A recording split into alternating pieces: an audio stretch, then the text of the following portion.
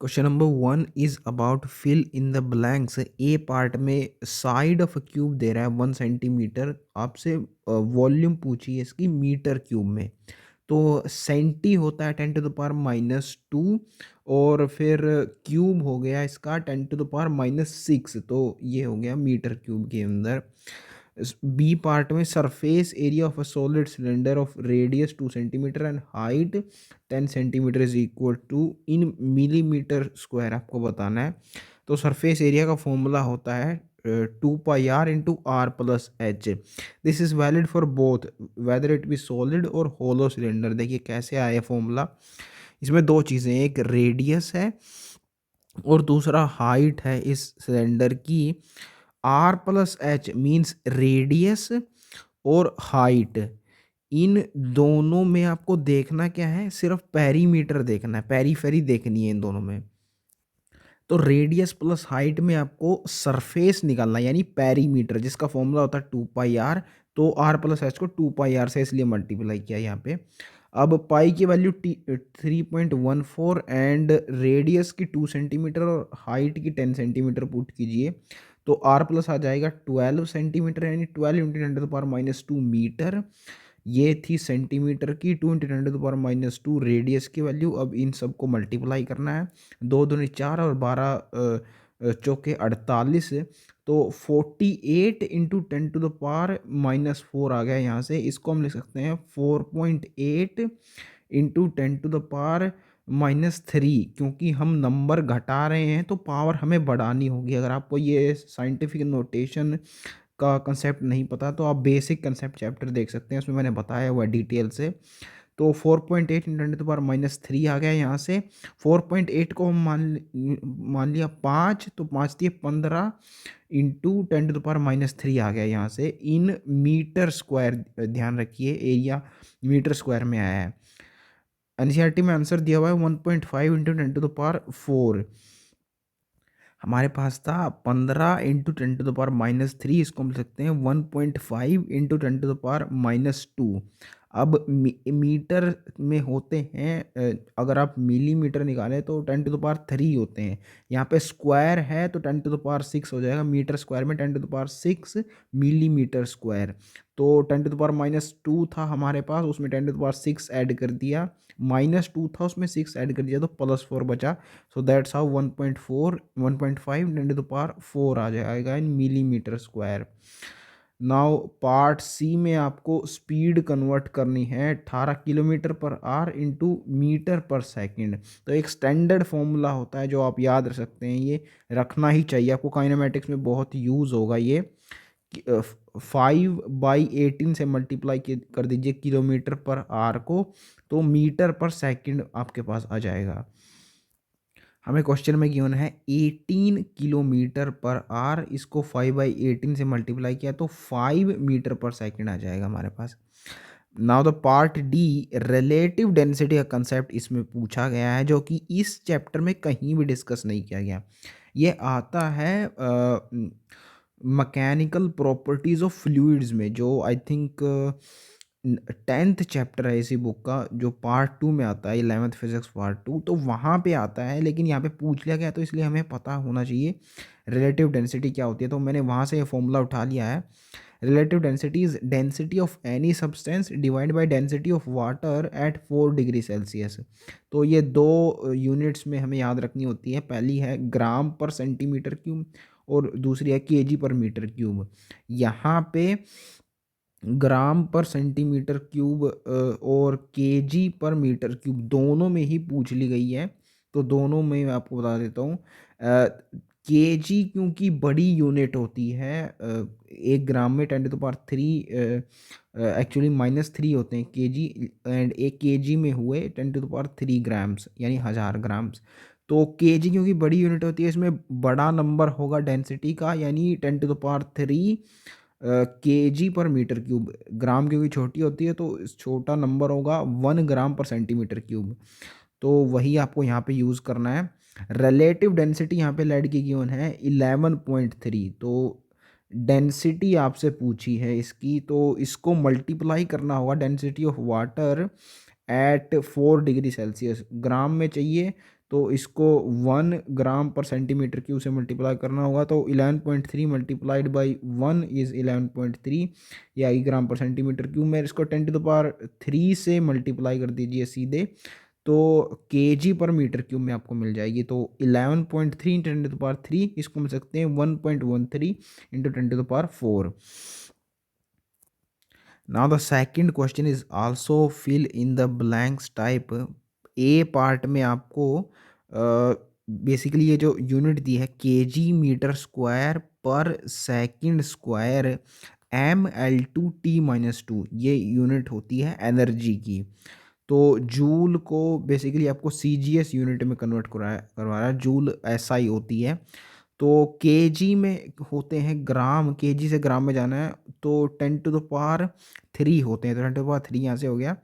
और 1 metre square में 10⁻⁴ centimetre square होते हैं, तो 10⁻³ + 4 टोटल हो गया 10⁻⁷। सेकंड स्क्वायर से सेकंड स्क्वायर जा रहा है, तो यहाँ पे कोई चेंज नहीं हो रहा, तो ये हो गया पहले पार्ट का आंसर।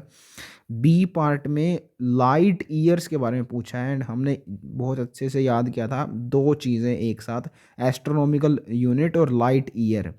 एस्ट्रोनॉमिकल यूनिट होती है सन से अर्थ का डिस्टेंस 1.496 × 10⁻11, और लाइट ईयर होता है 9.46 × 10⁻15। ये दोनों अच्छे से लर्न की थी हमने वैल्यू। तो 9.4 को हमने ऑलमोस्ट लिखा 10, तो ये हो गया 1 × 10⁻16। अब 1 light year is equals to 1 10⁻16 metre.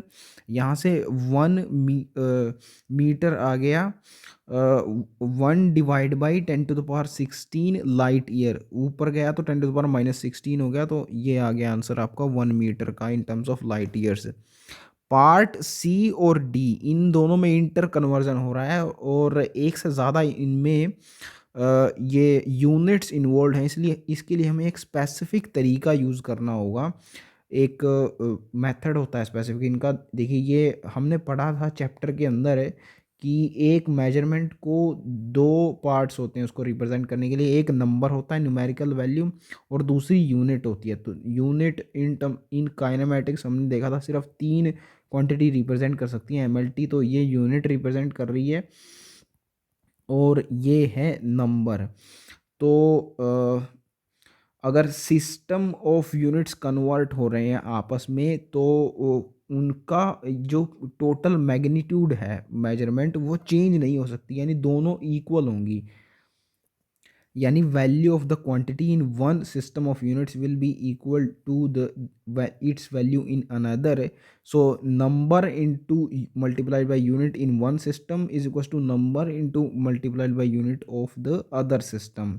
अब यहाँ से आपको अगर नंबर निकालना है सेकंड सिस्टम ऑफ यूनिट्स का, तो n1 into the unit of the first one, and इस डायमेंशन से बेसिकली डिवाइड कर देना होगा आपको पहले सिस्टम ऑफ यूनिट्स के मैग्नीट्यूड और यूनिट को।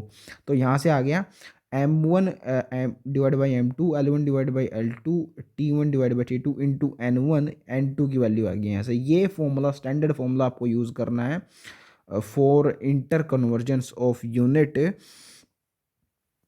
यहाँ पे n1 वो नंबर है जो हमें गिवन है, एंड m1 l1 t1 वो यूनिट है जो हमें गिवन है, m2 l2 t2 वो यूनिट है जिसमें हमें जाना है, और n2 वो नंबर है जो हमें निकालना है।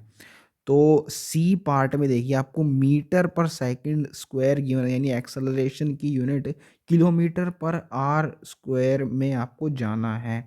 तो n1 आपको 3 गिवन है, एंड m1 क्या हो, यहाँ पे मास नहीं है सिर्फ लेंथ है।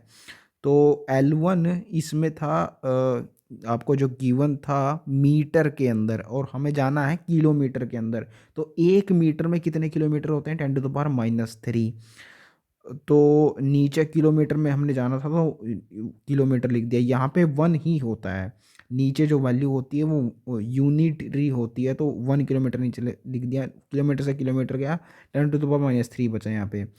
और नीचे आर था, यानी हमें आर में जाना था, और ऊपर थी सेकंड जो हमें गिवन थी। तो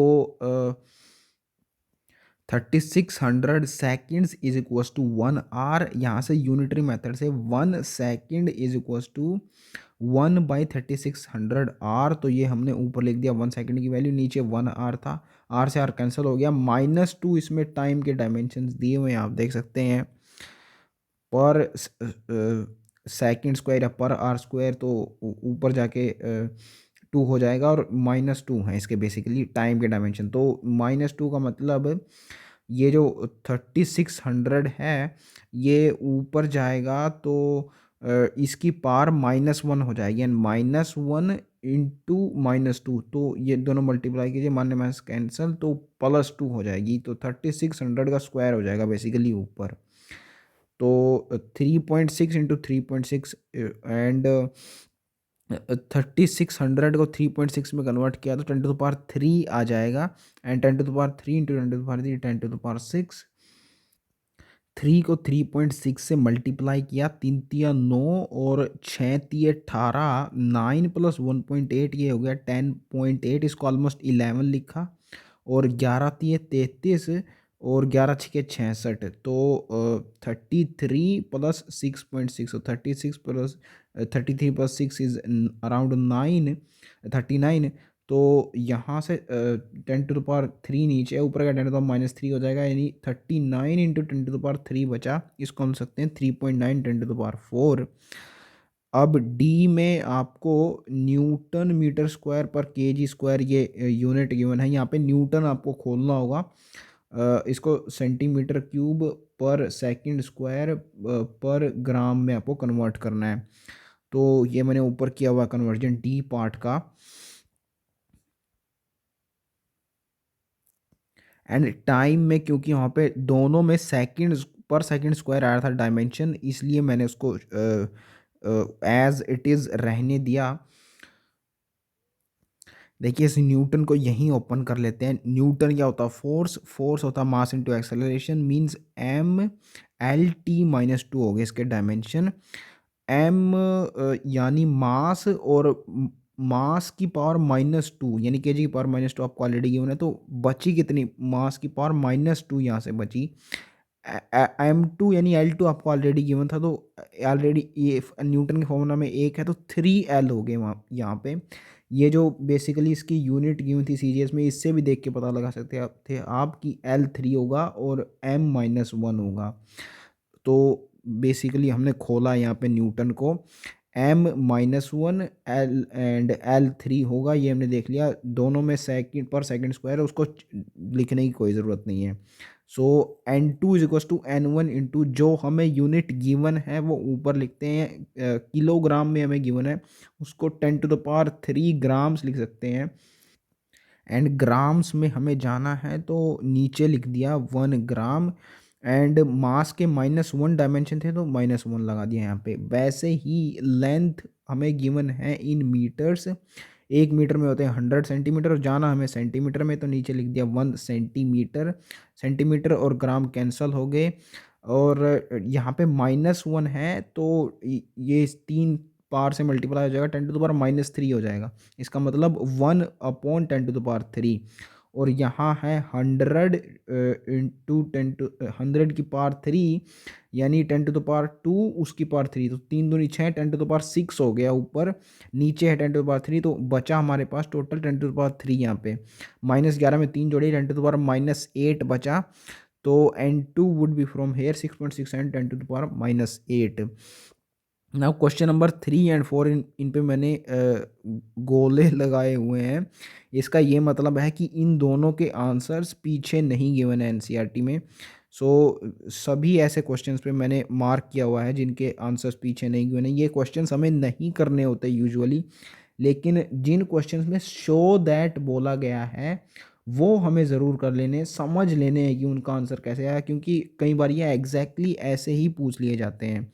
तो एक यूनिट दी है आपको, 1 joule = 1 gram metre square per second square. अगर किसी दूसरे सिस्टम ऑफ यूनिट्स में unit of length beta metre हो जाए, मास हो जाए अल्फा केजी, और unit of time gamma second हो जाए, तो आपको शो करना है कि मैग्नीट्यूड ऑफ 1 जूल 4.2 ये समथिंग वैल्यू हो जाएगा। तो इसमें भी अगेन वही जो यूनिट कन्वर्जन का मेथड हम यूज़ करे थे वही यूज़ करना होगा। N1 नंबर हमें गिवन है 4.2 एंड केजी यूनिट हमें गिवन है, हमें जाना है अल्फ़ा केजी में। तो अल्फ़ा केजी ऊपर लिख दिया, अल्फ़ा केजी नीचे। मास की पावर 1 थी उस यूनिट में, केजी की पावर 1 इन जूल। और मीटर हमें गिवन है, बीटा मीटर में हमें जाना है तो वो उसको ऐसे लिख दिया। और सेकंड में गिवन है, गामा सेकंड में जाना है। लेंथ के डायमेंशंस 2 थे जूल में और -2 थे टाइम के डायमेंशंस। तो यहाँ से आप देख रहे हैं अल्फ़ा इन्वर्स हो रहा है, बीटा टू द पावर -2 हो रहा है, क्योंकि बीटा तो -1 हो जाएगा जब वो ऊपर जाएगा, और -1 इंटू 2 इज़ -2। गामा ऊपर जाएगा -1, -1 इंटू -2 इज़ 2। तो ये हो गया alpha two the power -1, beta two the power -2 and gamma two the power 2। 4.2 से मल्टीप्लाई किया, ये आपका आंसर आ गया। ऐसे आपको शो करना था। 2.4 क्वेश्चंस करने की कोई ज़रूरत नहीं है, इसका आंसर पीछे नहीं गिवन है। एंड शो दैट वाला जैसा भी कोई सीन नहीं है इसमें। Now the question number 2.5, a new unit of length students says that the speed of light in vacuum is unity। तो 3 इंटू 10⁸ को 1 मान लेना है, 1 यूनिट मान लेना है इस सिस्टम ऑफ यूनिट में। What is the distance between sun and earth in terms of new unit of light if light takes 8 minute 20 second to cover this distance? तो 8×6 = 48 यानी 480 सेकंड प्लस 20 यानी 500 सेकंड्स में कितना डिस्टेंस ट्रैवल करेगी इस unit distance की unit में, ये आपको बताना है लाइट। तो डिस्टेंस क्या होता है, speed multiplied by time. Speed है 3×10⁸ एंड ये 1 यूनिट के बराबर है, ये क्वेश्चन में गिवन है। और टाइम यहाँ पे 500 सेकंड है, तो 500 इसको मल्टीप्लाई किया तो हमारे पास 500 यूनिट्स आ गई इसका answer. So quite a simple question, सिर्फ distance is equal to speed into time करना था आपको। नाउ द क्वेश्चन नंबर 2.6, आपको मोस्ट प्रिसाइज डिवाइस बताना कौन सा है। तो प्रिसीजन उसका सबसे ज़्यादा होगा जिसका लीस्ट काउंट सबसे कम है, तो वो आपको चेक करना है। एक दिया है वर्नियल कैलिपर जिसका लीस्ट काउंट होता है 10⁻⁴। स्क्रू गेज का 10⁻⁵ होता है। Optical instrument that can measure length with in wavelength of light. तो वेवलेंथ ऑफ लाइट एंगस्ट्रॉम में होती है, नैनोमीटर में भी आप उसको बोलते हैं। 400 से 700 नैनोमीटर, 10⁻⁹ हो गई वेवलेंथ ऑफ लाइट। तो सबसे छोटा, सबसे लीस्ट, इसका लीस्ट काउंट वाला है ये। So that's how the most precise instrument here would be optical instrument, जिसकी wavelength यानी least count सबसे कम है यहाँ पे। क्वेश्चन नंबर 2.7 है, मैग्निफिकेशन 100 होने के बाद एक हेयर की थिकनेस हो रही है 3.5 mm। आपसे पूछा है estimate the actual thickness of the hair. तो ये 100 मैग्निफिकेशन होने के बाद इतनी थी, 100 से इसको डिवाइड कर दिया तो कोई मैग्निफिकेशन नहीं बचेगी। तो 3.5 डिवाइड बाई 100 इज़ 0.035 mm। तो क्वाइट सिंपल वन। सिर्फ इतना बताना था आपको कि 100 टाइम मैग्नीफाइड होने के बाद इतनी हो रही है, तो उसको 100 से डिवाइड करेंगे तो कोई मैग्नीफिकेशन नहीं बचेगी। तो it was quite a simple one. 2.8 question, again मैंने इसको मार्क किया हुआ है, इसका मतलब ये इसका आंसर पीछे नहीं गिवन है, तो आपको इसको करने की कोई ज़रूरत नहीं है। 2.9, the photograph house occupies an area 1.75 centimetre square इस स्लाइड पे। तो बेसिकली इस क्वेश्चन में आपसे पूछा है linear magnification. Area of the photograph आपको गिवन है और it is subjected on a screen of this much area.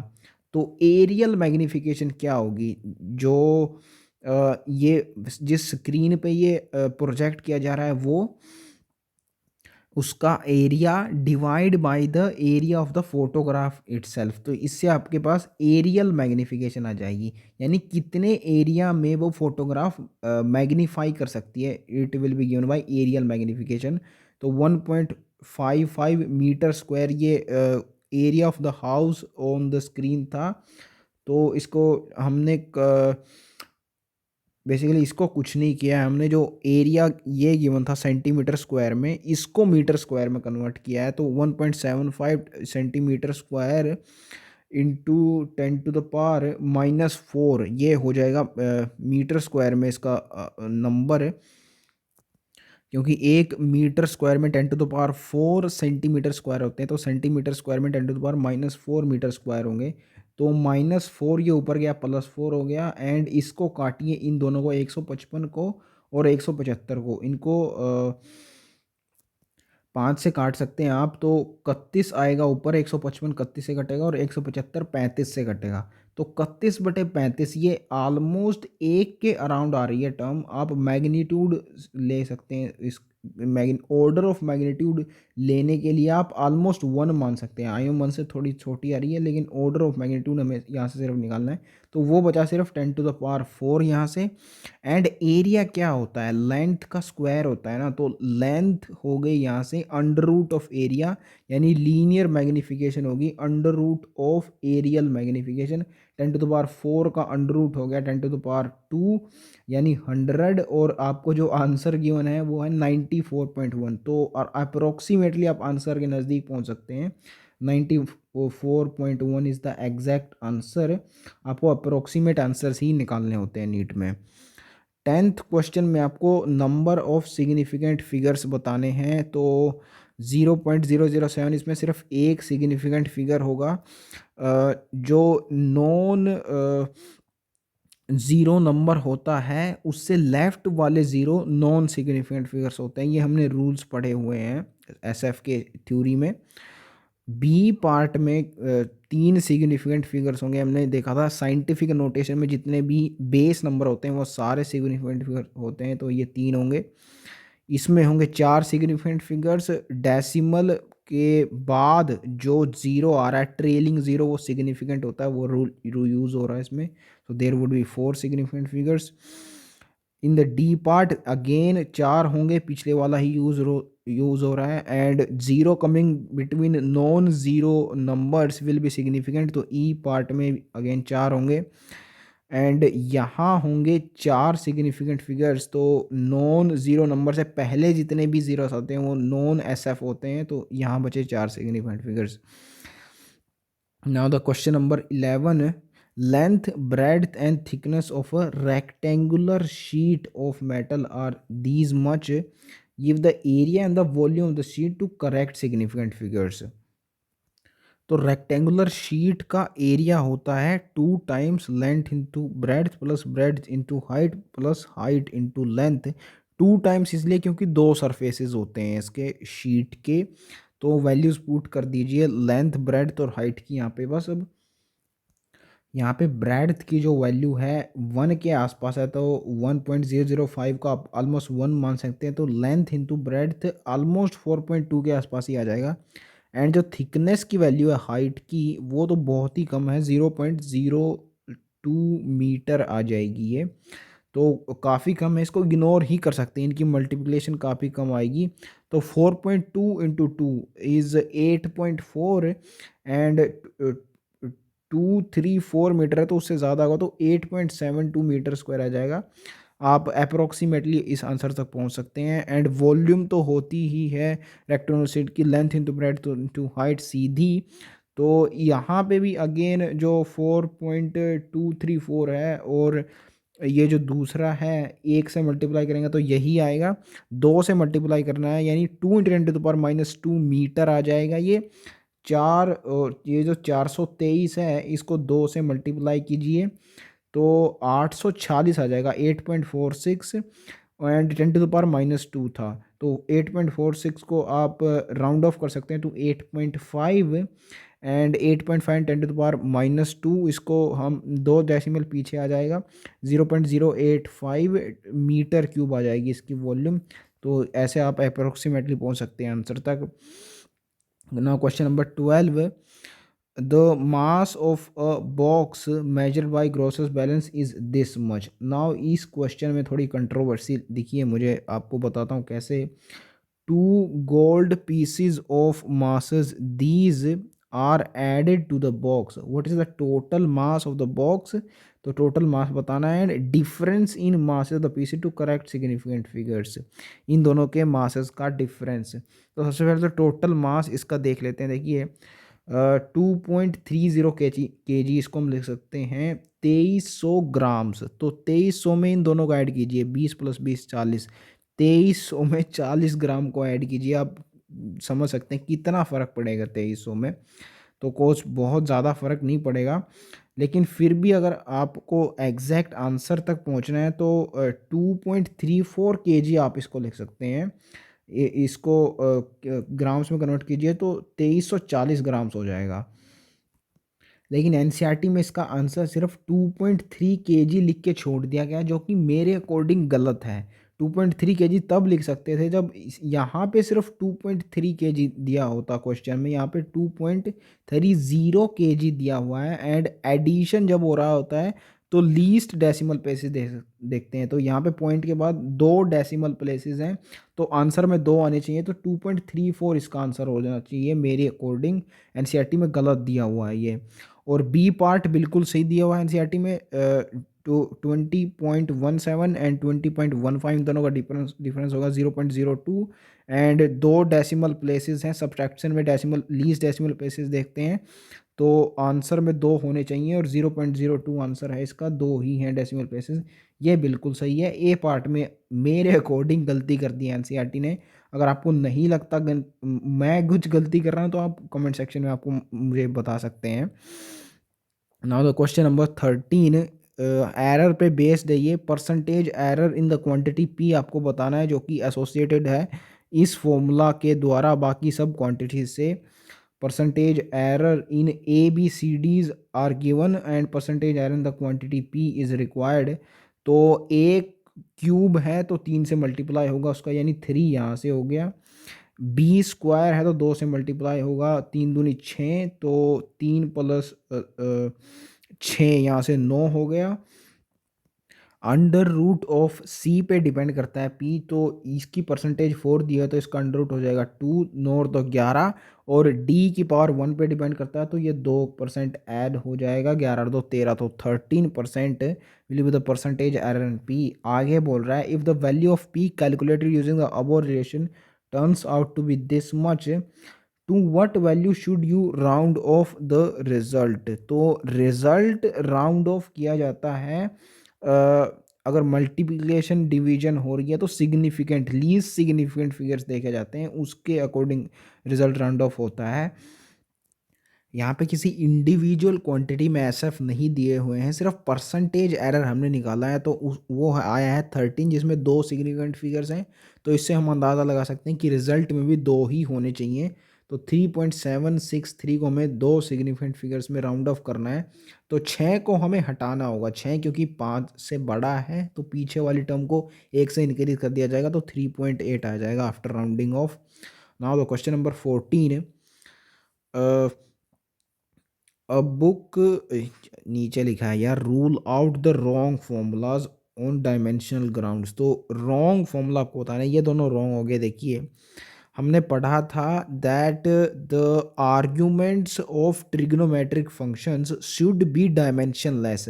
तो यहाँ पे साइन जो ट्रिग्नोमेट्रिक फंक्शन है उसका आर्गूमेंट वी टी दिया है, ये डायमेंशनलेस होना चाहिए, लेकिन दिख रहा है हमें डायमेंशनलेस नहीं है। वी टी यानी एल टी -1 होता है वेलोसिटी, और उसके साथ टी जुड़ा है, तो टी -1 से टी कैंसिल हो गया, सिर्फ एल बचा। एल यानी लेंथ के डायमेंशन बच गए यार, आर्ग्यूमेंट्स में ऐसा नहीं होना चाहिए, डायमेंशन लेस होना चाहिए, तो ये रॉन्ग हो गया।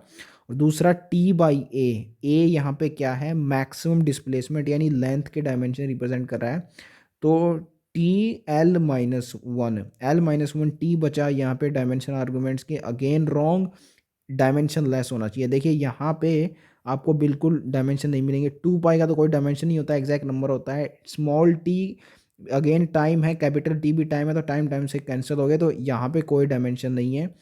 और इसी तरीके से यहाँ पे भी 2 pi T small T by capital T है, तो इन दोनों में भी कोई डायमेंशन नहीं होगा आर्ग्यूमेंट्स के। तो जो थ्योरी में इंफॉर्मेशन पड़ी थी उसके अकॉर्डिंग इसका हमने आंसर निकाल लिया। B and C parts are ruled out as wrong formulas on dimensional grounds. Question number 15 में आपको मूविंग मास का फॉर्मूला दिया है इन टर्म्स ऑफ रेस्ट मास।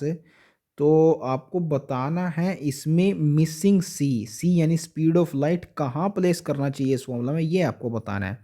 देखिए मास यहाँ पे गिवन है LHS में और M नॉट RHS में गिवन है। तो ये जो नीचे वाली टर्म है इसका कुल मिला के हमें डायमेंशन लेस करनी है इसको, क्योंकि ये अगर डायमेंशन लेस होगी तो मास के डायमेंशन इक्वल हो जाएंगे मास के डायमेंशन के साथ, ये दोनों इक्वल हो जाएंगे नीचे वाले डायमेंशन लेस होगी तो वी स्क्वायर गिवन है यानी वेलोसिटी का स्क्वायर, तो इसके नीचे स्पीड ऑफ लाइट को स्क्वायर करके हमें रखना होगा सो दैट इन दोनों के डायमेंशन कैंसिल हो जाएंगे, नीचे वाले टर्म के डायमेंशन कैंसिल, तो m is equal to m naught हो जाएगा, मास के डायमेंशन इक्वल। तो मिसिंग c ऐसे V square upon C square आना था, यही है सिर्फ ये क्वेश्चन, ऐस इतना ही था बस। Now the 16th question, size of hydrogen atom is given 0.5 angstrom, what is the atomic volume in meter cube of mole of hydrogen atoms। तो पहले तो एक हाइड्रोजन एटम की वॉल्यूम निकाल ली जाए तो उसको एवोगाड्रो नंबर से मल्टीप्लाई कर देंगे तो एक मोल की आपके पास आ जाएगी। तो volume of 1 mole hydrogen atom Avogadro number से पहले ही मल्टीप्लाई कर दिया, और एक हाइड्रोजन एटम की ऐसे आ जाएगी 4/3 पाई आर क्यूब। हाइड्रोजन एटम को एज अ स्फेयर कंसीडर करेंगे हम, उसकी रेडियस का क्यूब कर लेंगे टू फाइंड इट्स वॉल्यूम। तो 4/3 पाई की वैल्यू 3.14 और 0.5 एंगस्ट्रॉम, 0.5 एंगस्ट्रॉम मीन्स 0.5 10⁻⁻10, इसका क्यूब करेंगे 10⁻30 हो जाएगा, और फिर 0.5 का भी क्यूब करना है हमको। सो यहाँ से 3.14, 3 से ऑलमोस्ट 1 से गया, और ये जो 3.5 हैं इनको 5 लिखते लेते हैं तो 10⁻⁻1 हो जाएगा, टोटल होगा 10⁻3, और यहाँ पे -30 है तो 10⁻33 हो गया ये। 33 यहाँ पे और यहाँ 23 है, तो इन दोनों को ऐड कीजिए तो 10⁻10 बचेगा आपके पास। 5 × 5 25, 5 से और मल्टीप्लाई किया तो 125 आ गया यहाँ पे। 125 को हमने लिखा 12.5 and 12.5 into 4 is 50, 12 Chowk 48 plus 2 is 50, तो यहाँ से आ गया 50 इंटू 10⁻1, उसको 6 से मल्टीप्लाई किया तो 5 6 30 यानी 300 इंटू 10⁻1, इसको मिल सकते हैं 3 इंटू 10⁻3, 10⁻−10 पहले था उसमें 3 पावर ऐड किए 10⁻7 बचा, तो 3 इंटू 10⁻7 मीटर क्यूब हो गई एक मोल हाइड्रोजन एटम्स की एटमिक वॉल्यूम। यही है आंसर इस क्वेश्चन का। नाउ द 17th क्वेश्चन, आपको रेशो बताना है molar volume to atomic volume of 1 mole of hydrogen. तो जो पीछे यूज़ किया आया था नंबर हमने कैलकुलेट किया था वही इसमें यूज़ होगा। मोलर वॉल्यूम हमने निकाल ली थी, atomic volume of 1 mole of hydrogen से उसका रेशो बताना है। एक्चुअली एटमिक वॉल्यूम हमने कैलकुलेट की थी 1 मोल ऑफ हाइड्रोजन एटम्स की, मोलर वॉल्यूम तो इस क्वेश्चन में ही गिवन है 22.4 लीटर, इसको मीटर क्यूब में कन्वर्ट कीजिए तो 10⁻³ से मल्टीप्लाई करना होगा, क्योंकि हमें पता है 1 मीटर क्यूब के अंदर 1000 लीटर होते हैं, तो 1 लीटर के अंदर 10⁻³ मीटर क्यूब होंगे। इसको मोलर वॉल्यूम को डिवाइड करना है atomic volume of 1 mole of hydrogen atom जो हमने कैलकुलेट की थी 10⁻7, तो यहाँ से द आंसर आपको इन टर्म्स ऑफ मैग्नीट्यूड ही बताना है, जो कि 10⁻4 आ रहा है। वैल्यू आपको नहीं देखनी है, 3×5 = 15, 3×6 = 18, 3×7 = 21, 7 आ रहा था यहाँ से, ऑलमोस्ट आपको देखना ही नहीं है। 10⁻7 नीचे है, ऊपर गया 10⁻+7 हो गया, -3 कटा तो 10⁻4 बचा यहाँ से बेसिकली, तो वही यहाँ पे गिवन है।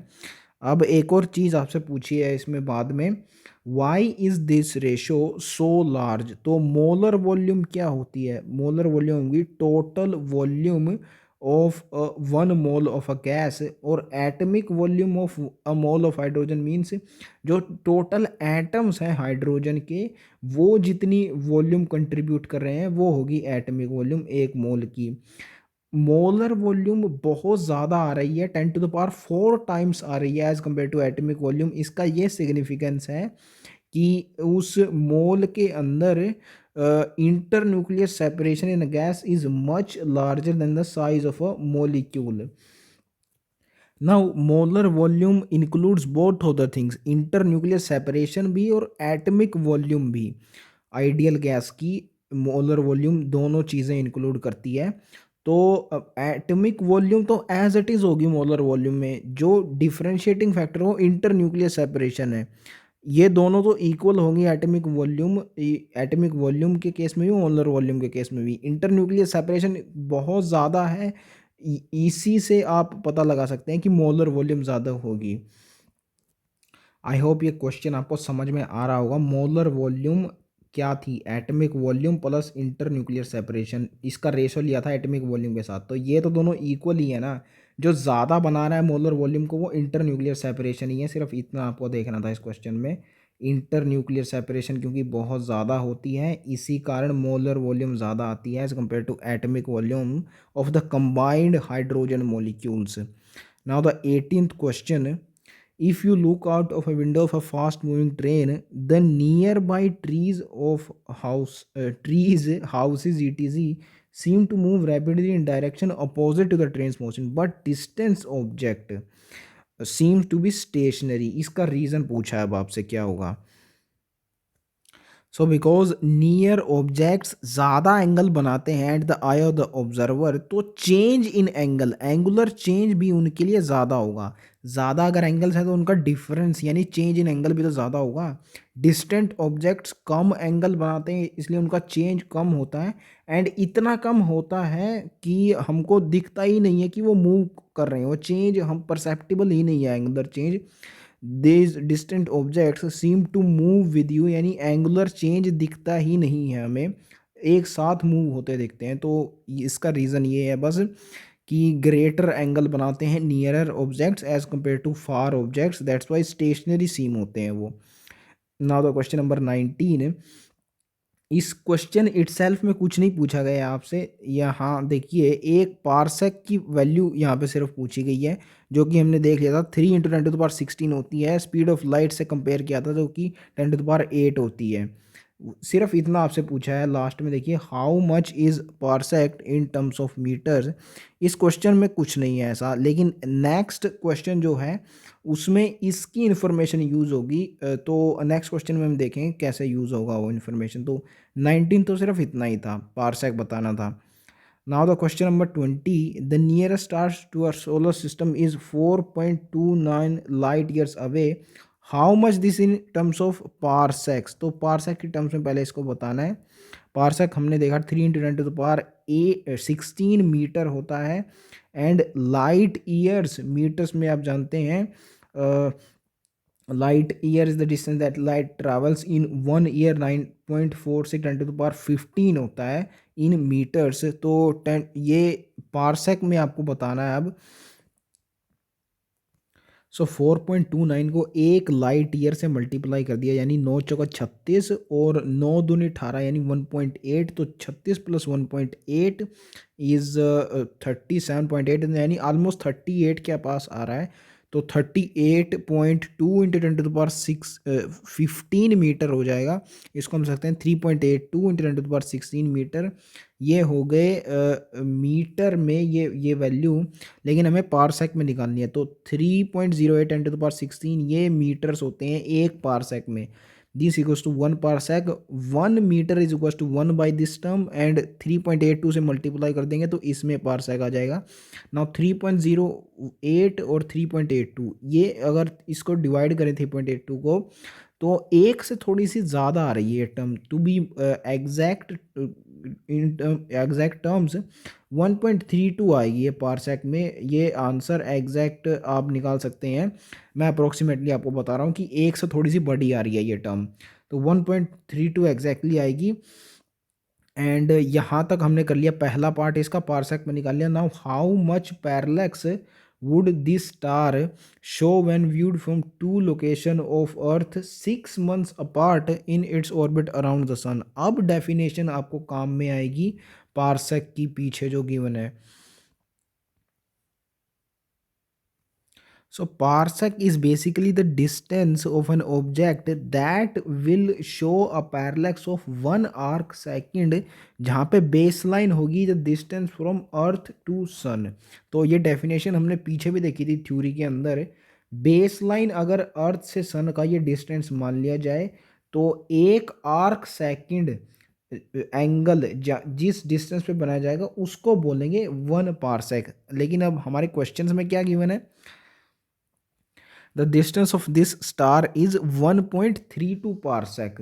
तो यहाँ पे डिस्टेंस 1 पारसेक था जब 1 आर्क सेकंड एंगल बन रहा था। अगर 1.32 पारसेक यहाँ पे डिस्टेंस है तो ये एंगल ऑब्वियसली बनेगा 1.32 आर्क सेकंड। एंड ये टोटल एंगल यहाँ पे पैरेलक्स एंगल फिर हो जाएगा 2.64 आर्क सेकंड। तो ये है आपका आंसर्स, क्योंकि आपसे पूछा गया था parallax when it is viewed from two locations of earth 6 months apart. ये हैं दो location diametrically opposite when the earth is 6 months apart. तो ये टोटल आपसे एंगल पूछा था तो डबल हो जाएगा इसका। क्वेश्चन नंबर 21 एंड 22 इनके आंसर्स नहीं गिवन है पीछे, तो आपको इनको देखने की भी ज़रूरत नहीं है। अब सीधे 23 पे आते हैं।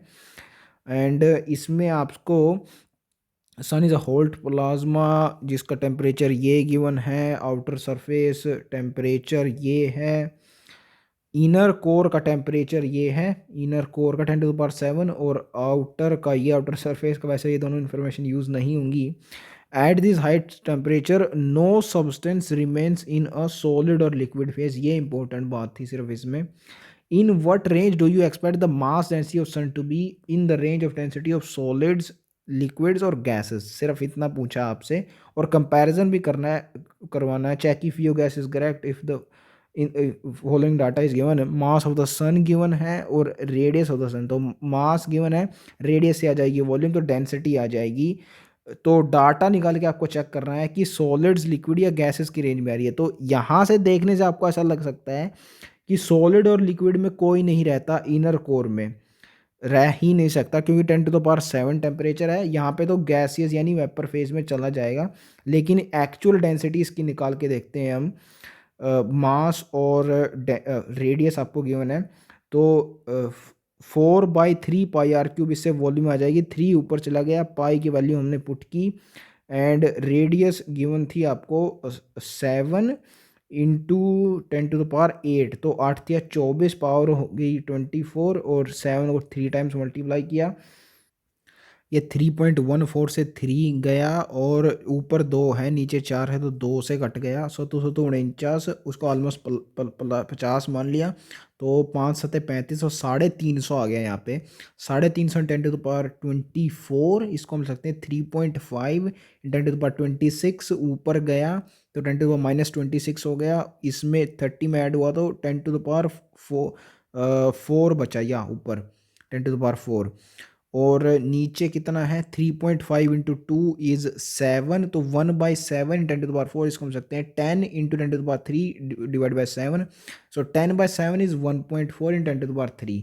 सो 10⁻3 की टर्म्स में आई बेसिकली डेंसिटी। एंड हमने देखा था पीछे वाटर की 1000 kg/m³ होती है, यानी वाटर के बराबर आई। तो वाटर क्योंकि लिक्विड होता है तो ये तो या तो लिक्विड्स की हो सकती है या गैसेस की, सॉलिड्स की हो सकती है डेंसिटी। गैसेस की बिल्कुल नहीं हो सकती, इतनी ज़्यादा नहीं होती गैसेस की। लेकिन क्वेश्चन में गिवन था कि इनर कोर टेम्परेचर 10⁻⁷ होता है सन का, जहाँ पे सॉलिड और लिक्विड फेस एग्जिस्ट ही नहीं कर सकते। तो कैसे होता है ये इनर कोर की इतनी डेंसिटी कैसे हो गई सॉलिड्स या लिक्विड्स के बराबर जबकि एग्जिस्ट ही नहीं कर सकते। तो सन में टेम्परेचर भले ही इतना ज़्यादा हो क्योंकि मास भी बहुत ज़्यादा होता है सन का। तो in spite of this much temperature due to gravitational attraction सारे इनर कोर के पार्टिकल्स को पकड़ के रखता है सन वहाँ पे, और इसलिए सॉलिड्स और लिक्विड की रेंज में इसकी डेंसिटी आ जाती है। तो ये रीज़न है gravitational attraction in spite of this much high temperature. तो क्वेश्चन आपसे पूछ रहा था रेंज ऑफ डेंसिटी क्या होगी, तो सॉलिड्स और या तो लिक्विड्स की रेंज में होगी, गैसेस की टर्म्स में बिल्कुल नहीं होगी। ये इस क्वेश्चन का आंसर हो गया। Question number 24. When the planet Jupiter is at a distance this much kilometer from Earth, angular diameter is measured to be this one. तो डिस्टेंस दे दिया है आपको, यानी रेडियस दे दिया है. एंगुलर डायमीटर यानी एंगल दे दिया है. तो दो चीज़ें दे दी, तीसरी कौन सी बची? Arc. Diameter of the Jupiter पूछा है, ये आर्क होगी. तो आर्क होती है थीटा इंटू रेडियस, क्योंकि थीटा होता है आर्क अपॉन रेडियस. तो थीटा था 35.72 सेकेंड्स में गिवन था. इसको कन्वर्ट कर लीजिए 4.85 इंटू 10⁻⁶ से मल्टीप्लाई करके रेडियंस में. एंड डिस्टेंस मिलियन किलोमीटर में था, मिलियन होता है 10⁶. तो 8.8 टू 4.7 इंटू 10⁶ किलोमीटर्स में आंसर आ जाएगा. किलोमीटर में ही गिवन है आपको पीछे एनसीईआरटी में. 10⁶ से 10⁻⁶ गया. ये 824.7 को हम लिख सकते हैं 8.24 इंटू 10⁻². अब 8.24 को थोड़ा सा डिक्रीज कर देते हैं 8 में, और 4.85 को थोड़ा इंक्रीज कर देते हैं 5 में, कंपनसेट हो जाएगा. तो 8×5 40 इंटू 10⁻² यहाँ पे बचा. अब 40 को लिख सकते हैं 4 इंटू 10⁻³ यहाँ पे बच जाएगा. और 35 इंटू 4, 3 चौके 12, 120 और 5 चौके 20. तो 140 इंटू 10⁻³ यहाँ पे बचा. इसको हम लिख सकते हैं 1.4 इंटू 10⁻5. तो 1.4 इंटू 10⁻5 किलोमीटर आपका आंसर आ रहा है. अप्रोक्सीमेटली आप कर सकते हैं. तो 24 क्वेश्चन यहाँ पे हो गए पूरे. एडिशनल एक्सरसाइज अब बची हैं 25 से. तो 25 में आपको क्या बोल रहा है? एक स्टूडेंट ने ये फॉर्मूला डिराइव किया है, tan theta is equal to velocity. आपको बताना है ये सही होगा या नहीं. Do you think the relation can be correct? अगर करेक्ट नहीं है तो सही रिलेशन करेक्ट गैस करना है. तो ये बिल्कुल गलत होगा भाई. tan थीटा का जो आर्ग्यूमेंट्स होता है, ये ट्रिग्नोमेट्रिक फंक्शन है, ये डायमेंशन लेस होते हैं ये फंक्शन. तो इस वेलोसिटी के इक्वल कैसे हो सकता है? तो ये बिल्कुल गलत है. सही रिलेशन क्या होगा? एक्चुअली ये सही रिलेशन आता भी है 4th चैप्टर में, मोशन इन अ प्लेन, जहाँ पे रिलेटिव वेलोसिटी का कंसेप्ट आता है. तो tan थीटा बेसिकली क्या होता है? Sine theta upon cos theta होता है ना. साइन होती है वेलोसिटी इन वाई डायरेक्शन, और एक्स डायरेक्शन में थीटा के अलोंग होती है कोस थीटा. तो साइन अपॉन कोस ऐसे हो जाएगा. तो velocity in Y direction upon velocity in X direction V Y upon V X होता है. यहाँ पे वेलोसिटी के डायमेंशन कैसे कैंसिल हो जाएंगे? तो ऐसे आ जाएगा, tan थीटा के डायमेंशन लेस हो जाएंगे. ये डायमेंशन लेस कॉन्स्टेंट हो जाएगा ट्रिगोनोमेट्रिक फंक्शन. तो velocity divide by some other velocity, this would be the correct formula of tan theta. Now question number 26, it is claimed that two cesium clocks, if allowed to run for 100 years free from any disturbance, may differ only by 0.02 second. तो ये accuracy है 100 years में cesium clocks की. What does this imply for accuracy for the standard cesium clock in measuring a time interval for 1 second? 100 years के लिए accuracy यानी uncertainty आपको दी है, 1 सेकंड के लिए आपको बतानी है. तो 100 ईयर्स, इसको यूनिटरी मेथड से सिंपली किया जा सकता है. 100 years is equal to 0.02 second uncertainty, और एक्यूरेसी 1 सेकेंड के लिए होगा 0.02 डिवाइड बाई 100 ईयर्स. तो इसको 100 ईयर्स को सेकंड में कन्वर्ट किया हमने. एक ईयर में होते हैं 365 दिन, एक दिन में 24 घंटे, एक घंटे में 60 मिनट, और एक मिनट में 60 सेकंड. तो ये एग्जैक्ट नंबर आपको कैलकुलेट नहीं करना है, सिर्फ पावर में कर लें अगर आप यहाँ से, उससे भी काम चल जाएगा. तो 100 को हमने लिख लिया 10⁻², उससे आगे है 365, इसको 400 में राउंड ऑफ कर देते हैं. तो 4 इंटू 10⁻² यहाँ से बचा, तो टोटल हो गया 4 इंटू 10⁻4 फ्रॉम हेयर. उसके आगे 24, इसको लिखा 2.4 इंटू 10⁻1, तो 10⁻5 यहाँ से आ गया, और 4 दूनी 8, 8 इंटू 10⁻5 ये हो गया 3600. इसको हम लिख सकते हैं 3.6 इंटू 10⁻3. तो पावर हो गई 8, और 8 दिया 24. तो 24 इंटू 10⁻8 नीचे है, ऊपर गया 10⁻−8 हो गया. और इसको हम लिख सकते हैं 20 10⁻−3, -3 और -8 हो गया -11, और 20/24 ये ऑलमोस्ट 1 आ गया. तो 10⁻⁻11 हो गई 1 सेकंड में एक्यूरेसी या अनसर्टेनिटी।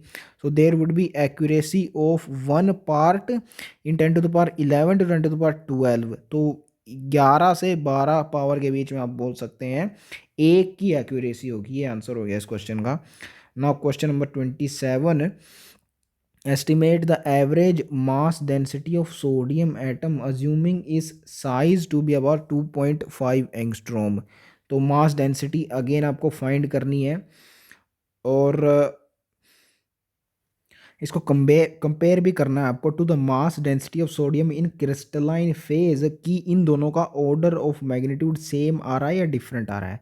तो unified mass, atomic mass unit हमने देखा था, एक एटम का मास होता है। यहाँ पे सोडियम के अंदर मास नंबर इसका होता है 23 से 23 से मल्टीप्लाई करना होगा 1.67 10⁻27 kg को। तो हमारे पास एक सोडियम एटम का मास आ जाएगा और इसकी वॉल्यूम 4/3 πr³ से हम निकालेंगे क्योंकि रेडियस हमें गिवन है। तो 4/3 यहाँ पे ऊपर आ गया, फिर πr³ की वैल्यू पुट की, आर है 2.5 एंगस्ट्रॉम, एंगस्ट्रॉम यानी 10⁻⁻10 तो -30 हो गया। तो 4 इंटू 3.14 इसको मल्टीप्लाई कीजिए, 4×3 = 12, ऊपर है 23, तो 12 दूनी 24 होता है, तो ऑलमोस्ट 2 पे ही कट गया। 1.67 इंटू 3 16×3 = 48 यानी 4.8 आ गया। इसको ऑलमोस्ट 5 मान लीजिए, नीचे है 2.5, तो 2.5 इंटू 2 = 5, तो अगेन 2 से कट गया ये। अब 2.5 इंटू 2.5 ये 6.25 हो गया, इंटू 10⁻⁻30, ऊपर गया +30 हो गया, -27 था तो +3 बचा ऊपर, यानी 4 इंटू 10⁻3, नीचे है 6.25, 10 कुछ नहीं है बाहर नीचे, 40 इंटू 10⁻2 इसको लिख सकते हैं ऊपर, तो 40/6 ये 6×7 = 42 होता है, तो 6.9 समथिंग के पास आ रहा है। आप उसको राउंड ऑफ कर सकते हैं 7 में, तो 7 × 10⁻2 इसको मिल सकते हैं 0.7 इंटू 10⁻3 kg/m³। ये डेंसिटी आ गई। अब ये देखिए 10⁻3 की टर्म्स में आ रही है ना, इसका ऑर्डर 10⁻3 है, एंड ये जो डेंसिटी गिवन थी यहाँ पे, इसको हम लिख सकते हैं 0.97 इंटू 10⁻3, इसका भी 10⁻3 में ऑर्डर आ रहा है। तो जी हाँ, इन दोनों का सेम ऑर्डर ऑफ मैग्नीट्यूड होता है। एंड रीज़न क्या है?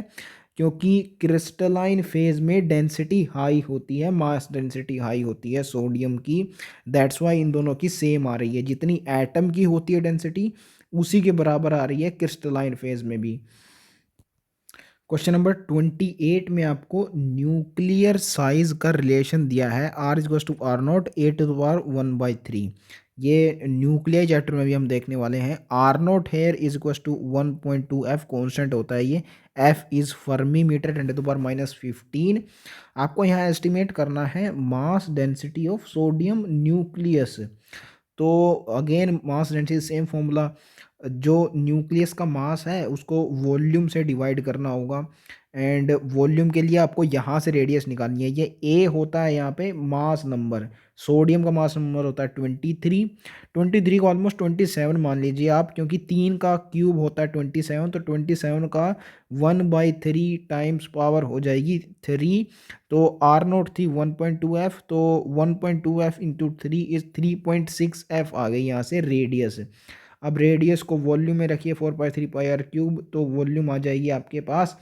एंड मास जो होगा न्यूक्लियस का, वो एटम के मास के बराबर होगा, जो कि हमने पीछे देखा, क्योंकि इलेक्ट्रॉन्स का कोई खास मास नहीं होता, इसलिए उसको ऐड करने से कोई फ़र्क नहीं पड़ेगा। तो 23 इंटू 1.6 एंड 10⁻⁻27 यही होगा न्यूक्लियस का मास भी। 4/3 से 3 ऊपर गया, तो अब इस वैल्यू को कैलकुलेट करना है अपने को। तो अगेन यहाँ 4 को 3.14 से मल्टीप्लाई कीजिए, 4×3 = 12, ऊपर 23 है, तो 12 दूनी 24, ऑलमोस्ट 2 पे कट रहा है, और 3.6 है नीचे, ऊपर 1.6 इंटू 3 = 4.8, तो 12×4 = 48 और 12×3 = 36, यानी 1.2 से काटिए तो ऊपर इन दोनों को काटिए, 4 आ जाएगा 1.2 से, और नीचे आ जाएगा 3, एंड 4 दूनी 8 और नीचे 3 है, 8 को ऑलमोस्ट 9 मान लिया, तो 3×3 = 9 हो जाएगा, तो ऊपर बच जाएगा 3 और नीचे है 3.6, तो 3.6 से 3 को काट लीजिए, सो ओवरऑल नंबर बच जाएगा 1/3.6। इसको 1/3 मान लेते हैं, 1/3 होता है 0.3। तो नीचे है 45 माइनस के, ऊपर गया प्लस के 45 हो जाएगा, और 27 माइनस के और प्लस के 45, तो प्लस के 18 बचे, तो 3 इंटू 0.3 10⁻18 kg/m³। ऐसे इसकी डेंसिटी आ गई। अब आगे पूछ रहा है mass density of sodium atom से कंपेयर करना है इसे। तो सोडियम की आई थी 10⁻3 की रेंज में, ये है 10⁻18। सो 10⁻15 टाइम्स न्यूक्लियस की डेंसिटी ज़्यादा होती है as compare to the density of atom. And ये हम जानते भी हैं ऑब्वियसली यार, एटम की रेडियस एंगस्ट्रॉम में होती है, यानी 10⁻−10, और न्यूक्लियस की फर्मी में 10⁻−15। यानी न्यूक्लियस की रेडियस 10⁻5 टाइम्स छोटी होती है। तो एटम की रेडियस 10⁻5 टाइम्स बड़ी हुई। अगर रेडियस 5 टाइम्स बड़ी है 10⁻, तो उसको रेडियस के 3 टाइम से डेंसिटी में आ रही है ना, 4/3 πr³। तो ट्रिपल टाइम्स हो जाएगी उसकी डेंसिटी, 3 टाइम क्यूब टाइम्स हो जाएगी। तो इसलिए 3 टाइम्स होती है यहाँ पे 18 टाइम्स। 10⁻5 का 3 टाइम्स कर लीजिए, 10⁻15 आ जाएगा। तो इसलिए 10⁻15 टाइम्स ज़्यादा होती है न्यूक्लियस की। नाउ 29th क्वेश्चन, बहुत ईजी है ये। A laser light beamed at moon takes this much time to return after refraction at moon surface। तो मून तक जाने में और मून तक वापस आने में, डबल द डिस्टेंस लेने में 2.54 सेकेंड इसको लग रहे हैं। रेडियस पूछी है लूनर ऑर्बिट की। आप लूनर ऑर्बिट जानते हैं, अर्थ के अराउंड मून का जो ऑर्बिट होता है उसकी रेडियस। तो इसका आधा डिस्टेंस पूछ रहा है मेनली ये, क्योंकि डबल द डिस्टेंस ले रहा है as compare to lunar radius आने और जाने में। तो डिस्टेंस ये टोटल निकालिए। लेज़र का सोर्स है लाइट, और लाइट की स्पीड होती है 3 × 10⁸। स्पीड को टाइम से मल्टीप्लाई किया तो डिस्टेंस आपके पास आ जाएगा। यहाँ से सीधा सीधा कैलकुलेशन है, 2.5 into 3 is 7.5 and 0.06 into 3 is 1.8। तो 7.68 आ गई इनकी मल्टीप्लिकेशन इंटू 10⁸ मीटर। ये टोटल डिस्टेंस हो गया आने और जाने का। सिर्फ एक डिस्टेंस हमें निकालना है लूनर ऑर्बिट की रेडियस, तो इसका हाफ करना होगा, 3.84 10⁸ आ जाएगी रेडियस। अब ये जो तीनों क्वेश्चन हैं 29, 30 एंड 31, ये तीनों एक ही जैसे हैं। यही चीज़ इसमें पूछी है, डिस्टेंस, स्पीड और टाइम का रिलेशन। ये 29 मैंने गलती से मार्क कर दिया, मार्क नहीं करना चाहिए, क्योंकि मैंने जितने मार्क किए हुए हैं वो सब वो क्वेश्चन है जो हमने नहीं करे हैं, पीछे आंसर जिनका नहीं गिवन है। सो 30th क्वेश्चन में क्या हो रहा है, generation of a wave and reception, the time delay between generation of wave and reception echo after reflection from animal submarine is this much. तो वेव टकरा रही है एनिमी सबमरीन से और वापस आ रही है, इसमें टोटल टाइम लग गया ये। वेव की स्पीड आपको दे दी, तो what is the distance of the enemy submarine. Again यहाँ पे भी हाफ करना होगा डिस्टेंस, क्योंकि आने जाने में डबल लग रहा है। तो डिस्टेंस सबसे पहले निकाल लीजिए आप इसमें, distance travelled by the wave, जो स्पीड गिवन है 1450 इंटू 77 सेकेंड। ये स्पीड आपको गिवन है मीटर पर सेकंड में, या तो मीटर्स में आ जाएगा आपके पास डिस्टेंस। तो इसको 4 स्टेप्स में आप कर सकते हैं। सबसे पहले 1400 को 70 से मल्टीप्लाई कीजिए, 14×7 = 98, तो 98,000 आ गया। अब 1400 को 7 से मल्टीप्लाई कर लीजिए, हो गया 3500। 3500 नहीं, 14×7 = 98, 9800। तो पहले 98,000 आया था, अब 9800। अब 50 बच गया, इसको 70 से मल्टीप्लाई करना है, 5×7 = 35, 3500 आ गया। और फिर 50 को 7 से 350, तो 98,000 प्लस 9800 प्लस 3500 प्लस 350, इनको जोड़िए 1,11,650 मीटर आपके पास आंसर आ जाएगा। इसका आधा करना है, 55,825 मीटर हो जाएगा the distance of enemy submarine, क्योंकि आने जाने में डबल डिस्टेंस लग रहा है। नाउ द क्वेश्चन नंबर 31, ये भी इसी के जैसा है। What is the distance in kilometer from quasar which from, ये नहीं देखना है आपको, from which light takes 3 billion years to reach us. तो ये आपको दे दिया है टाइम, एंड ईयर्स में टाइम दिया है, एंड लाइट ले रही है ये डिस्टेंस, डिस्टेंस ट्रैवल करने में। तो डिस्टेंस आपको निकालना है, टाइम एंड स्पीड आपको पता है, तो अगेन सेम फॉर्मूला यहाँ पे यूज़ होगा। 3 इंटू 10⁹ क्या दिया है, 3 बिलियन। तो बिलियन होता है 10⁹9, मिलियन 10⁶ होता है। यहाँ से टाइम आ गया, ईयर्स में है तो 365 एक ईयर में डेज होते हैं। एंड उसको सेकंड में कैसे कन्वर्ट करना हमने पीछे देखा ही था। ये स्पीड ऑफ लाइट से मल्टीप्लाई कर दिया तो डिस्टेंस आ जाएगा। इसमें हाफ नहीं निकालना, सिर्फ आपको डिस्टेंस निकालना है इसमें, क्योंकि टाइम इसमें गिवन था और स्पीड आपको पता थी।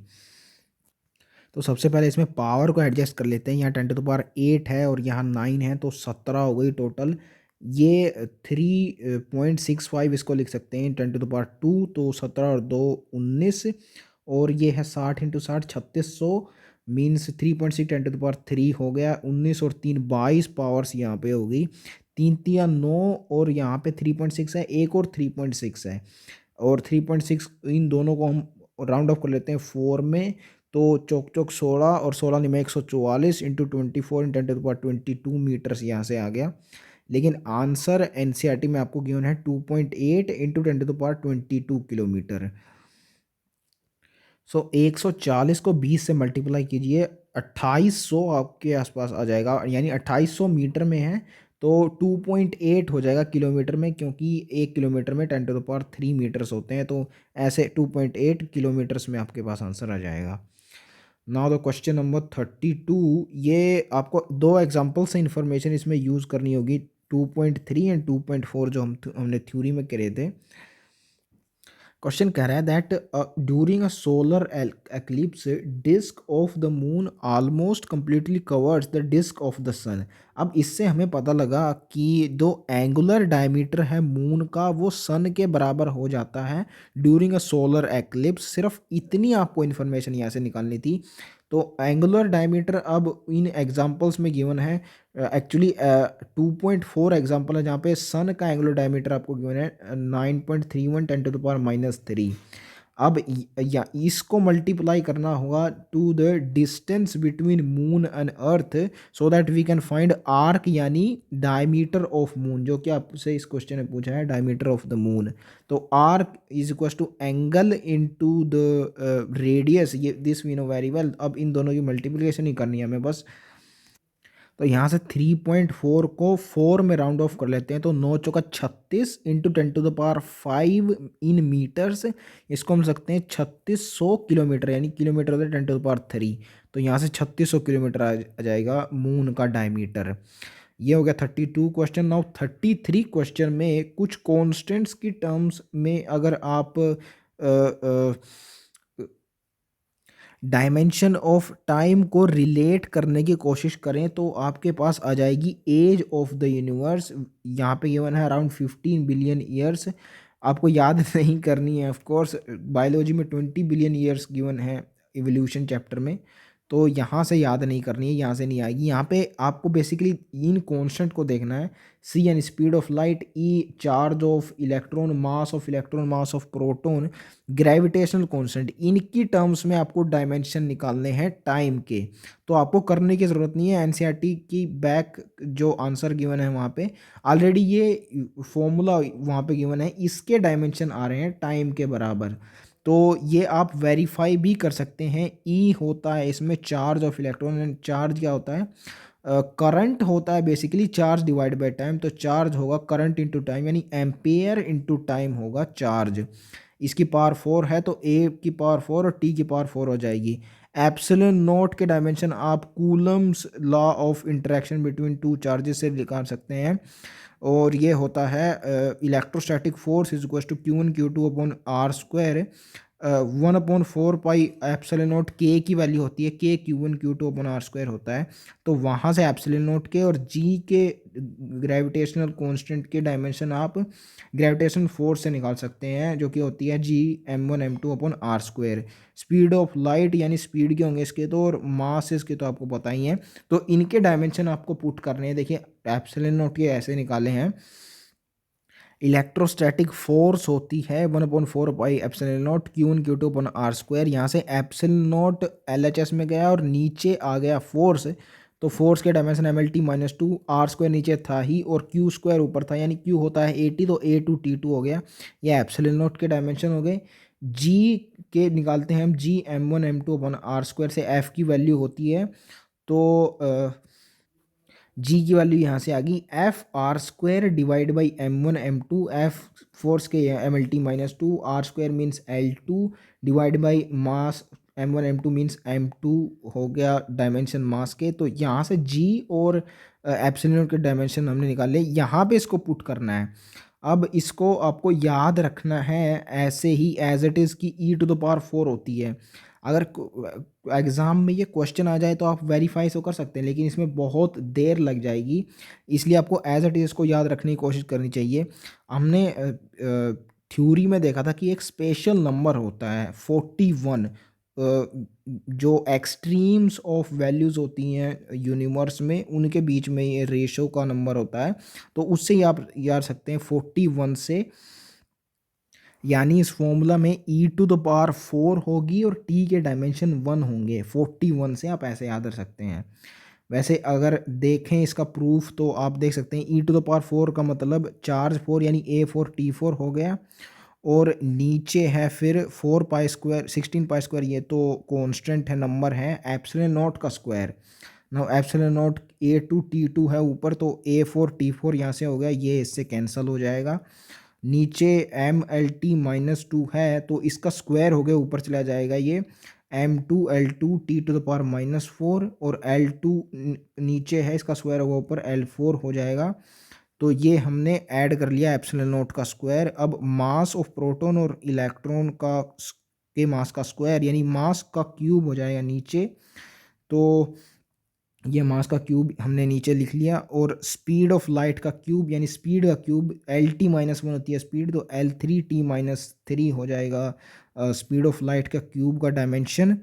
एंड ग्रेविटेशनल कांस्टेंट जी सीधा निकलना है, तो MLT-2 L2 नीचे आ जाएगा, M2 ऊपर चला जाएगा। अब इनको कैंसिल करना, देखिए ऊपर M2 है और 2 ये हो गए, तो 4 ऊपर M है, नीचे 3 एक जगह है और एक जगह, तो M यहाँ से कैंसिल हो गया।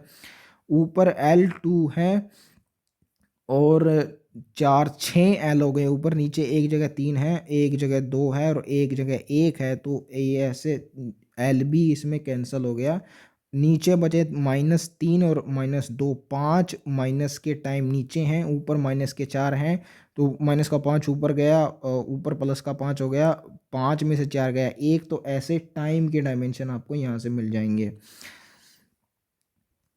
So that's how we have confirmed that this formula given here is absolutely correct।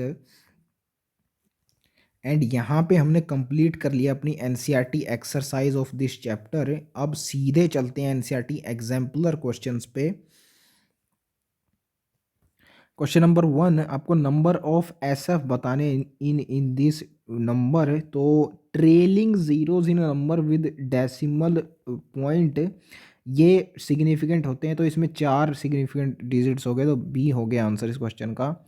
Now this was the question that मैं थ्योरी में जिसकी बात कर रहा था आपसे।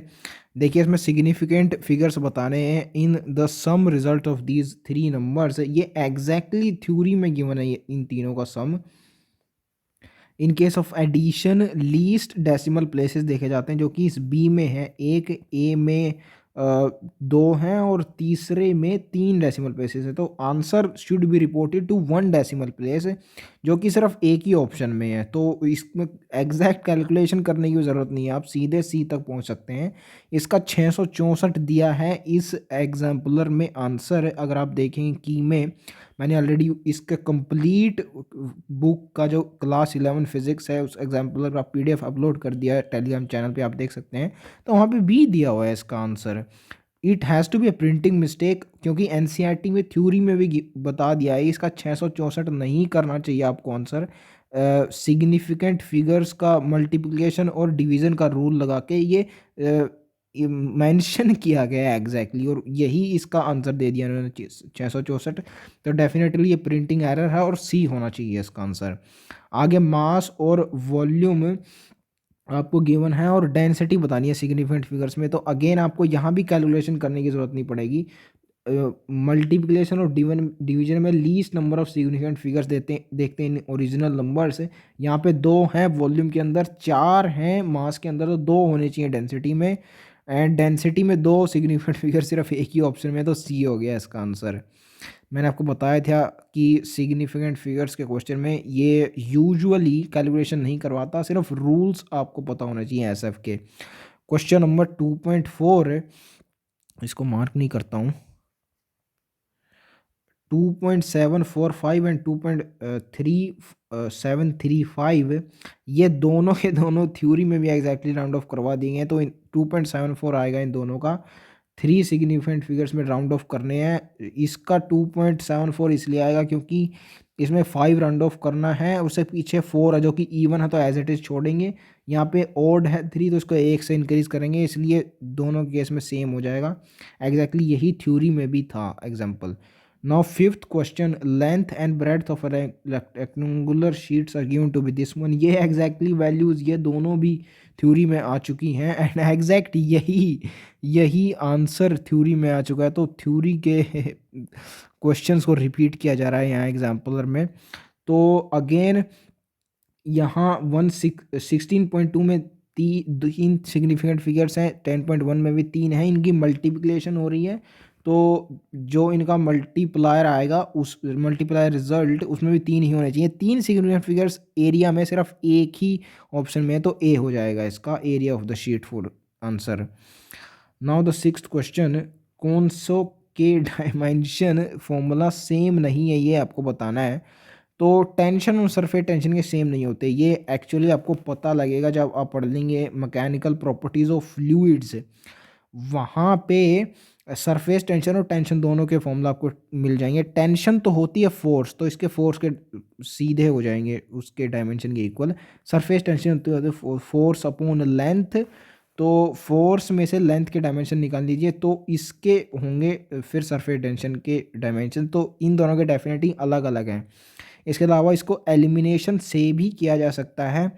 वर्क एंड टॉर्क के डायमेंशन सेम होते हैं। वर्क होता है फोर्स इनटू डिस्प्लेसमेंट, टॉर्क होता है फोर्स इनटू लेंथ, तो डेफिनेटली डायमेंशन सेम होंगे डिस्प्लेसमेंट और लेंथ के, यानी डिस्टेंस के। एंगुलर मोमेंटम और प्लैंक्स कांस्टेंट, इनके भी डायमेंशन सेम होते हैं, एक्चुअली आपको पता भी होगा क्योंकि स्ट्रक्चर ऑफ एटम हमने किया हुआ है। वहाँ पे बोहर ने एक अजम्पशन लिया था that angular momentum of electron is equal to NH/2π, यानी एंगुलर मोमेंटम के डायमेंशन प्लैंक्स कांस्टेंट के बराबर हैं, H के बराबर। इम्पल्स और लीनियर मोमेंटम के डायमेंशंस बराबर होते हैं, तो इम्पल्स होता है फोर्स इनटू टाइम, ये आता है आई थिंक वर्क जो NLM चैप्टर है उसमें। और लीनियर मोमेंटम होता है रेट ऑफ फोर्स, एक्चुअली लिख सकते हैं हम rate of change of linear momentum dp/dt, तो यहाँ से dp यानी मोमेंटम आया फोर्स इनटू टाइम, तो अगेन इन दोनों के डायमेंशन सेम हो गए। आपको ये दोनों फॉर्मूला मिल जाएंगे वर्क हमारा Newton's laws of motion chapter में। ठीक है, सेकंड लॉ ऑफ मोशन था ये, force is directly proportional to dp/dt, तो NLM में ही होंगे। Now the seventh question, measure of two quantities along the preceding respective measuring instrument, the value of a b will be। तो a आपको given है quantity metre पर second में, b given है सेकंड में, तो मीटर्स में आ जाएगी a b क्वांटिटी इनके मल्टीप्लिकेशन से। सिग्निफिकेंट फिगर्स में आपको बतानी है, इसमें डेल्टा ए बी तक आपको पहुंचना ही होगा। कैसे लिखते हैं ए बी को, आपको पता है ना, quantity mean plus minus mean absolute error ऐसे लिखा जाता है। तो यहाँ पे मीन वैल्यू सबकी सेम है, तो डेल्टा मी absolute value absolute error mean absolute error आपको निकालना ही होगा। सो रिलेटिव एरर का फॉर्मूला आप जानते ही हैं, relative error in A B is equal to relative error in A plus relative error in B. So delta A is 0.5 and A is given to B 2.5, और delta B है 0.01 और B है आपको given 0.10 second. तो यहाँ से 0.5 क्या होता है 1/2, तो 2.5 इंटू 2 ये 5 आ गया, यानी 1/5 यानी 0.20 आ गया पहले केस में। और सेकंड केस में है 0.01 divide by 10।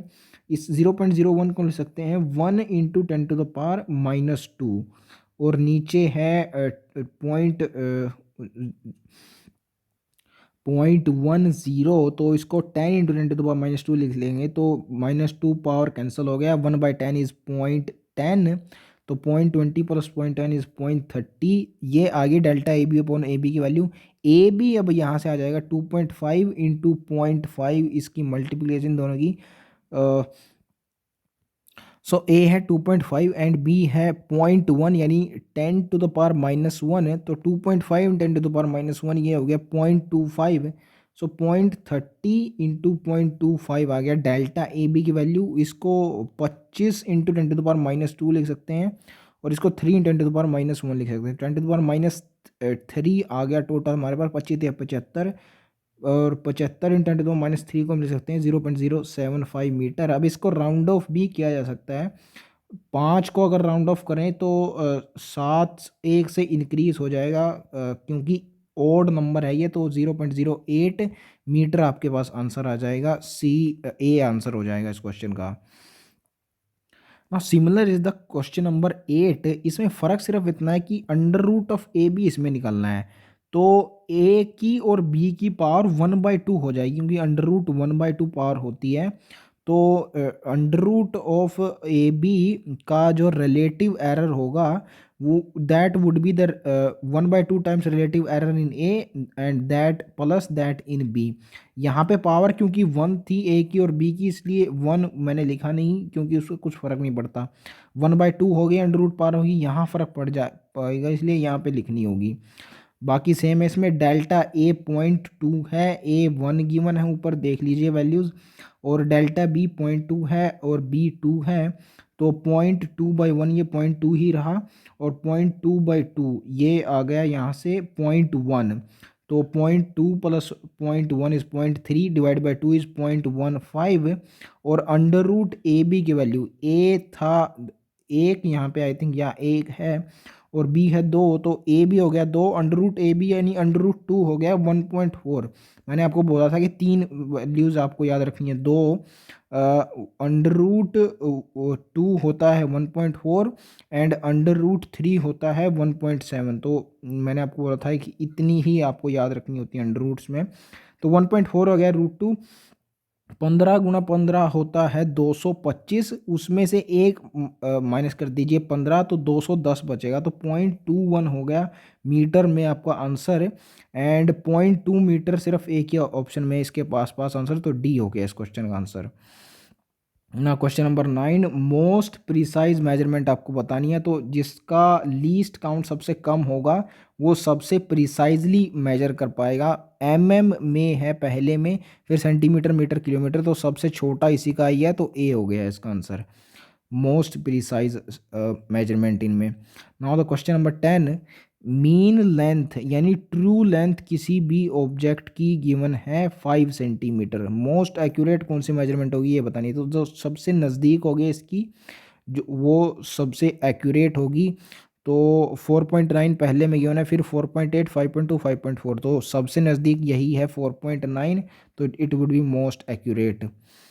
Now Young's modulus आपको गिवन है नंबर एसआई यूनिट के अंदर, सीजीएस यूनिट में इसको कन्वर्ट करना है डायन पर सेंटीमीटर स्क्वायर। तो न्यूटन को कन्वर्ट करना होगा पहले आपको इन बेसिक यूनिट्स एमएलटी की टर्म्स में, जो कि हमने पहले भी किया था। तो एमएलटी -2 होता है न्यूटन, एल -1 हो जाएगा, क्योंकि 2 नीचे है मीटर में, ऊपर मीटर -2 हो जाएगा, और एल ऊपर पहले ही है, तो -1 हो जाएगा एल, ये हमने देखा ही था। और सेकंड स्क्वायर इन दोनों में कॉमन है, इसलिए उसको लिया ही नहीं जाएगा। ये देखिए यहाँ पे न्यूटन पर मीटर स्क्वायर मैंने सोल्व भी किया हुआ है। एमएलटी -2 हो गया न्यूटन, नीचे मीटर स्क्वायर है, तो एल -1 हो जाएगा ऊपर एम, एल -1 टी -2। टाइम का क्योंकि यहाँ पे चेंज दिया ही नहीं है, तो आपको लिखने की ज़रूरत नहीं है। तो N2 क्या हो जाएगा, N1 इंटू जो हमें मास गिवन है यानी केजी में, तो केजी को ग्राम्स में कन्वर्ट कीजिए, 1000 ग्राम्स हमें ग्राम में जाना है। और मीटर हमें गिवन है, हमें जाना है सेंटीमीटर में, 1 मीटर में 100 सेंटीमीटर होते हैं, तो 100 लिखा ऊपर, नीचे 1 सेंटीमीटर। लेंथ की पावर -1 होगी, हमने देख लिया। मास की पावर 1 है केजी में, तो वो हमने लिख लिया, तो 10⁻3, और ये 100 है, और इसकी पावर -1 यानी नीचे आ जाएगा ये। तो 1000 डिवाइड बाई 100 हो गया, यानी कि 10 बच गए यहाँ पे। सो 10⁻11 में एक जोड़ी तो 10⁻12, तो आंसर सी हो जाएगा इस क्वेश्चन का। वैसे इसको डायरेक्टली भी किया जा सकता था, जो कन्वर्जन फैक्टर्स आपको गिवन थे इस क्वेश्चन में।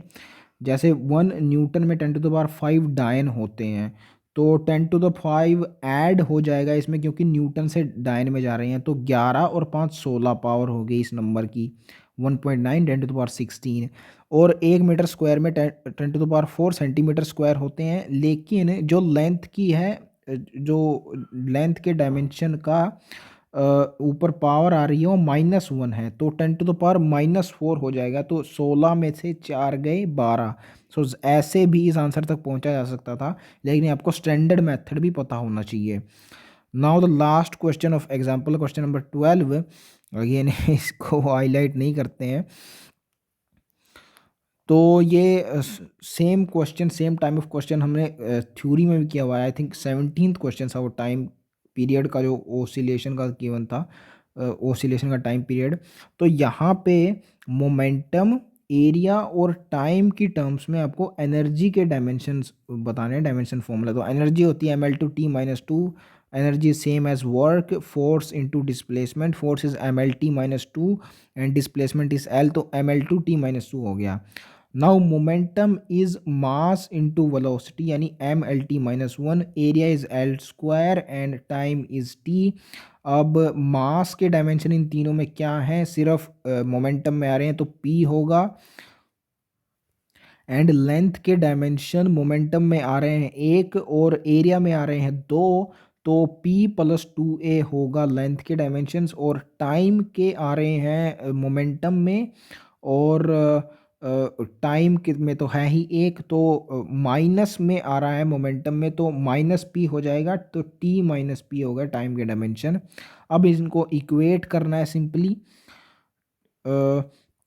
यहाँ पे ऐसे आपको दिख रहा है कि P की पावर 1 हो जाएगी, क्योंकि मास की पावर 1 है एनर्जी केस में, तो P = 1 हो जाएगा। और तीसरे में T-P = -2 गिवन है, टाइम के डायमेंशन है, यानी T-1 = -2। यहाँ से T की वैल्यू आ गई -1, एंड T की वैल्यू -1 सिर्फ एक ही ऑप्शन में गिवन है, D में, सो D हो गया इसका आंसर। तो यहाँ पे हमने एनसीईआरटी एग्जाम्पलर क्वेश्चंस भी कंप्लीट कर लिए इस चैप्टर के। अब एक और पोर्शन इसमें बच जाता है, error in devices, error in measurements theory में गिवन है। डिवाइसेस में भी आपको पढ़ना होता है, क्योंकि पिछले 4 सालों में लगातार इससे क्वेश्चन आ रहे हैं। वर्नियर कैलिपर, स्क्रू गेज से, और इवन 2020 के कोविड पेपर में आया था स्फेरोमीटर से क्वेश्चन, एंड 2021 में भी स्क्रू गेज से क्वेश्चन आया था। तो लगातार इससे क्वेश्चंस आ रहे हैं, तो डेफिनेटली आपको करना है। पहला डिवाइस इसमें गिवन है vernier calliper. It is use to measure the diameter of small spherical और सिलेंड्रिकल बॉडी। तो अगर आपने स्कूल में कभी एक्सपेरिमेंट किया हो, तो ये वर्नियर कैलिपर आपको ज़रूर दिखा होगा वहाँ पे लैब में। ये सिलेंडर्स और स्फेरिकल ऑब्जेक्ट्स को मापने के काम आता है। इवन दो किसी भी तरह का रेगुलर बॉडी अगर हो, वो भी इससे माप सकते हैं। बेसिक चीज़ यहाँ है, इतना है कि डिफरेंस है इसका स्क्रू गेज से, कि वो थिन शीट्स को भी मेजर कर सकता है, क्योंकि इससे ज़्यादा उसका लीस्ट काउंट होता है। हम जानते हैं इसका 10⁻⁻4 मीटर होता है, हमने थ्योरी में देखा था, और स्क्रू गेज का होता है 10⁻⁻5 मीटर। तो ये एक डिफरेंस आपको पता होना चाहिए स्क्रू गेज और वर्नियर कैलिपर का। It is use to measure the dimensions of regular body of known mass and hence determine its density. तो अगर कोई रेगुलर बॉडी है, उसका मास हमें पता है, एंड उसके डायमेंशंस यानी उसकी रेडियस वगैरह यानी वॉल्यूम हम निकाल लेंगे वर्नियर कैलिपर की हेल्प से, तो उसकी डेंसिटी हमें पता लग जाएगी। मास ऑलरेडी गिवन था, वॉल्यूम रेडियस यानी डायमीटर से हमने निकालिया वर्नियर कैलिपर की हेल्प से, तो डेंसिटी भी मेजर कर सकता है vernier caliper. This basically point is made out here. To measure the internal diameter and depth of given cylindrical object like beaker, glass, calorimeter, hence calculates its volume। तो diameter यानी radius पता लग गई, तो volume हमें पता लग जाएगी सिलेंडर की, क्योंकि यही एक वेरिएबल होता है इसकी वॉल्यूम के अंदर, सिलेंड्रिकल ऑब्जेक्ट्स की वॉल्यूम में। तो बीकर, ग्लास, कैलोरीमीटर ये सिलेंड्रिकल ऑब्जेक्ट्स होते हैं, ये आप जानते ही हैं। यहाँ पे इंपॉर्टेंट बात है कि ये इंटरनल डायमीटर मेजर करता है, नॉट एक्सटर्नल। इसे आप याद रखिए कि डेप्थ मेजर करता है ये, डेप्थ इनसाइड होती है ना सिलेंड्रिकल ऑब्जेक्ट के, तो इसीलिए आप याद रखें कि इंटरनल डायमीटर मेजर करता है ये। एंड डायामीटर मेजर करता है, ये आप जानते ही हैं। तो डायामीटर, डी से डायमीटर और डी से डेप्थ आप याद रख सकते हैं। तो ऐसे आप याद रखेंगे कि यूज़ क्या होता है वर्नियर कैलिपर का। यूज़ से ही बेसिकली क्वेश्चन आ गया था स्पैरोमीटर के बारे में 2020 का जो कोविड पेपर है। तो ये यूजेस इंपॉर्टेंट होते हैं इनके। बाकी जो मैंने हाईलाइट नहीं किया है इसमें, वो आपको पढ़ने की कोई ज़रूरत नहीं है, जितना मैं बताऊँगा उतना कर लीजिए, सिर्फ उतने से ही क्वेश्चन आ जाएगा। The difference in magnitude of one MSD यानी main scale division and one vernier scale division is called least count of the instrument. So n vernier scale divisions is equals to n minus 1 main scale divisions. यानी vernier scale divisions एक ज़्यादा होते हैं as compared to main scale division। ऐसा इसलिए क्योंकि छोटे होते हैं ये vernier scale divisions। तो यहाँ से आ रहा है ना, यहाँ पे बेसिकली डिस्टेंस आपको बताया जा रहा है लीस्ट काउंट का। वन वर्नियर स्केल डिवीजन का जितना डिस्टेंस होता है, और main scale, one MSD main scale division का उसके डिस्टेंस के बराबर वन वर्नियर स्केल डिवीजन का जितना होता है, वो होता है लीस्ट काउंट। मैग्नीट्यूड इसका देखिए, पूरा जो मेन स्केल डिवीजन है एक, उसमें से एक वर्नियर स्केल डिवीजन निकाल लीजिए आप, उतना जितना डिस्टेंस है वो वही लीस्ट डिस्टेंस है जो वो इंस्ट्रूमेंट मेजर कर पाएगा। It is the least count of that instrument. And n होते हैं vernier scale division, n minus 1 MSD होते हैं, ये मैंने आपको बता दिया। VSD की, क्योंकि ये छोटे होते हैं इसलिए ये ज़्यादा होते हैं, तो एन होंगे ये, और एन माइनस 1 MSD कम होंगे। इसका जो एक मेन फॉर्मूला आपको याद रखना है वो लीस्ट काउंट का होता है। ये इजी फॉर्मूला, इसको आप याद रख सकते हैं, इससे बहुत इजीली आपको क्वेश्चन बन जाएगा। मैंने इसी से बेसिकली करवाया था, जो 2018 का क्वेश्चन आया था वर्नियर कैलिपर से। एक्चुअली 2018 में स्क्रू गेज से आया था, 2019 में था शायद वो। तो x into 1 minus m by n, ये रटा होना चाहिए आपको formula. x into 1 minus m by n. X यहाँ पे है one main scale division, m है coinciding main scale division, and n is coinciding vernier scale division. सिर्फ इतना आपको ये फॉर्मूला इंपॉर्टेंट है जो आपको याद रखना है, इसमें सबसे इंपॉर्टेंट चीज़ है।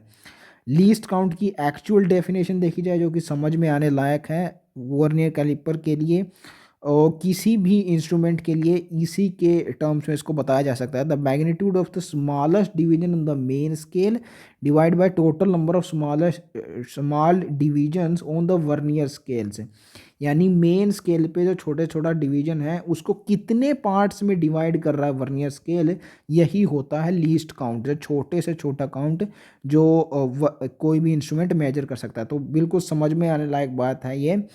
कितने पार्ट्स में डिवाइड कर रहा है वर्नियर स्केल के डिवीजन, छोटे से छोटे मेन स्केल को उतना ही मेजर कर सकता है smallest.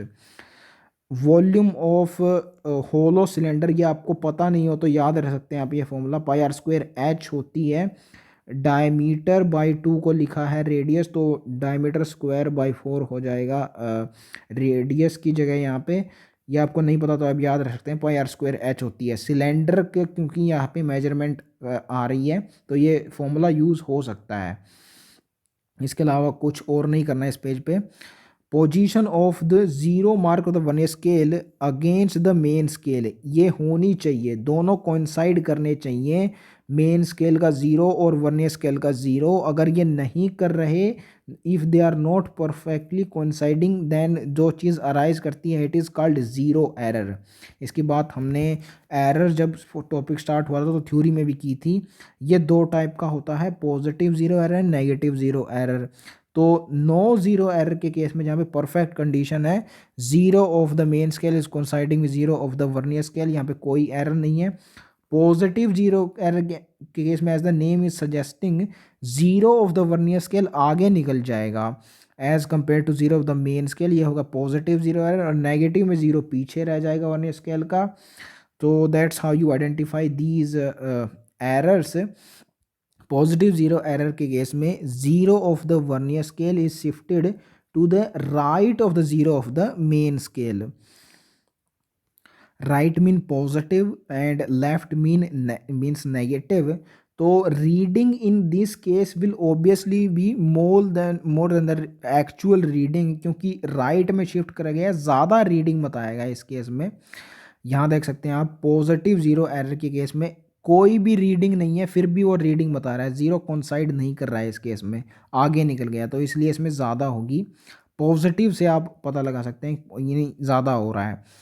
In ideal case, zero of the vernier scale should coincide with zero of the main scale. This we have seen. But in figure 1.2 second part यानी पॉजिटिव जीरो एरर की बात कर रहा है, fifth of the vernier division is coinciding with the MSD. तो यहाँ से zero error कितना आएगा. अब कैलकुलेशन क्या होती है जीरो एरर की, ये यहाँ पे बताई गई है. तो आइडियली जीरोज कॉन्साइड करती हैं टू स्केल्स की, यहाँ पे 5 कॉन्साइड कर रहा है पॉजिटिव जीरो एरर के केस में. तो सबसे पहले तो पॉजिटिव साइन आप लगा लेंगे पॉजिटिव जीरो एरर में, फिर 5 क्योंकि कॉन्साइड कर रहा है इनटू मल्टीप्लाइड बाय इस least count, this give the value of zero error. And ये ऑब्वियसली जो वैल्यू हमने निकाली थी ऑब्जर्व वैल्यू, उसमें से घटाना होगा to get the actual value.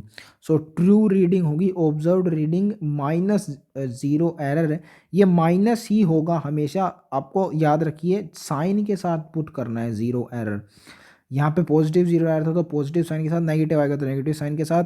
Observe reading minus zero error ही होगा विद साइन, हमेशा यही फॉर्मूला होता है ट्रू रीडिंग का.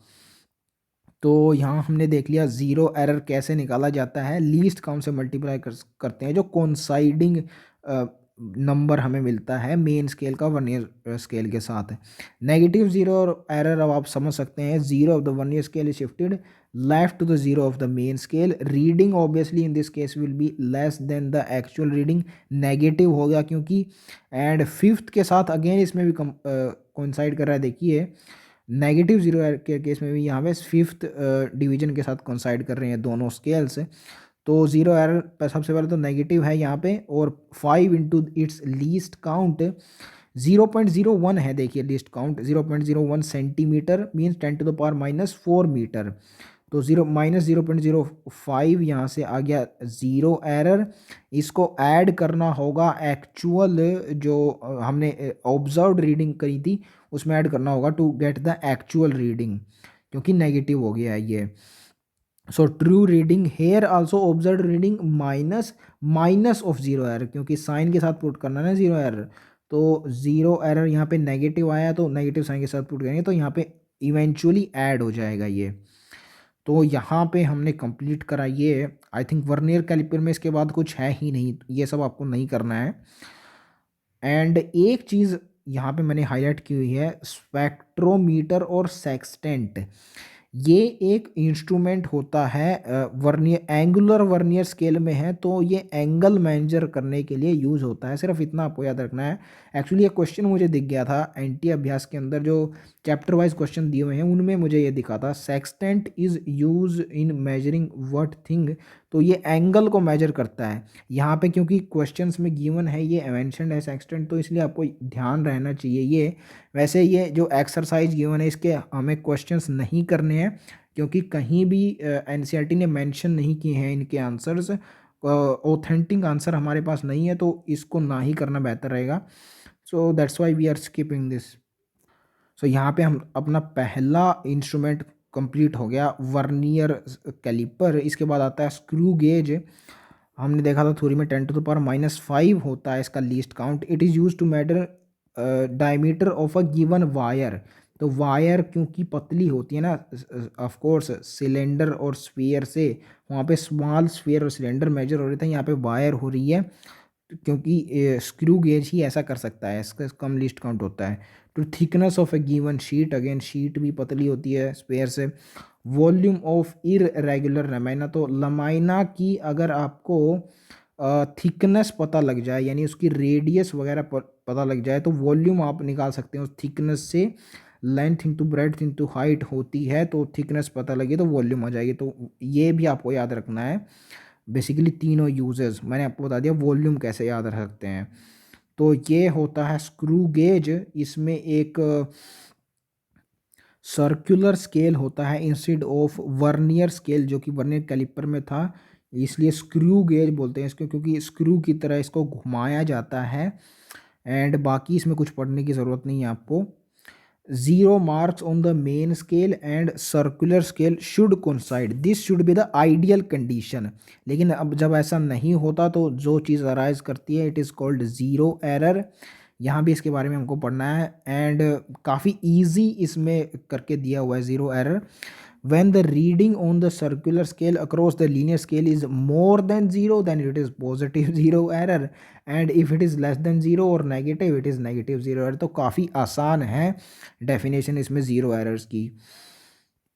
यहाँ पे ध्यान आपको ये रखना है कि सर्कुलर स्केल की रीडिंग मोर देन ज़ीरो हो रही है, ना कि मेन स्केल की। वहाँ भी पीछे हमने वर्नियर स्केल में देखा था कि वर्नियर स्केल का ज़ीरो आगे पीछे हो रहा था।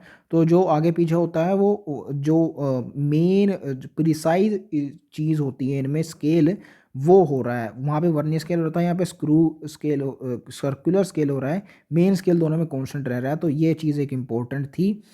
नो ज़ीरो एरर का आप देख लीजिए डायग्राम, इसमें ज़ीरो कोइंसाइड कर रहे होंगे दोनों एग्जैक्टली।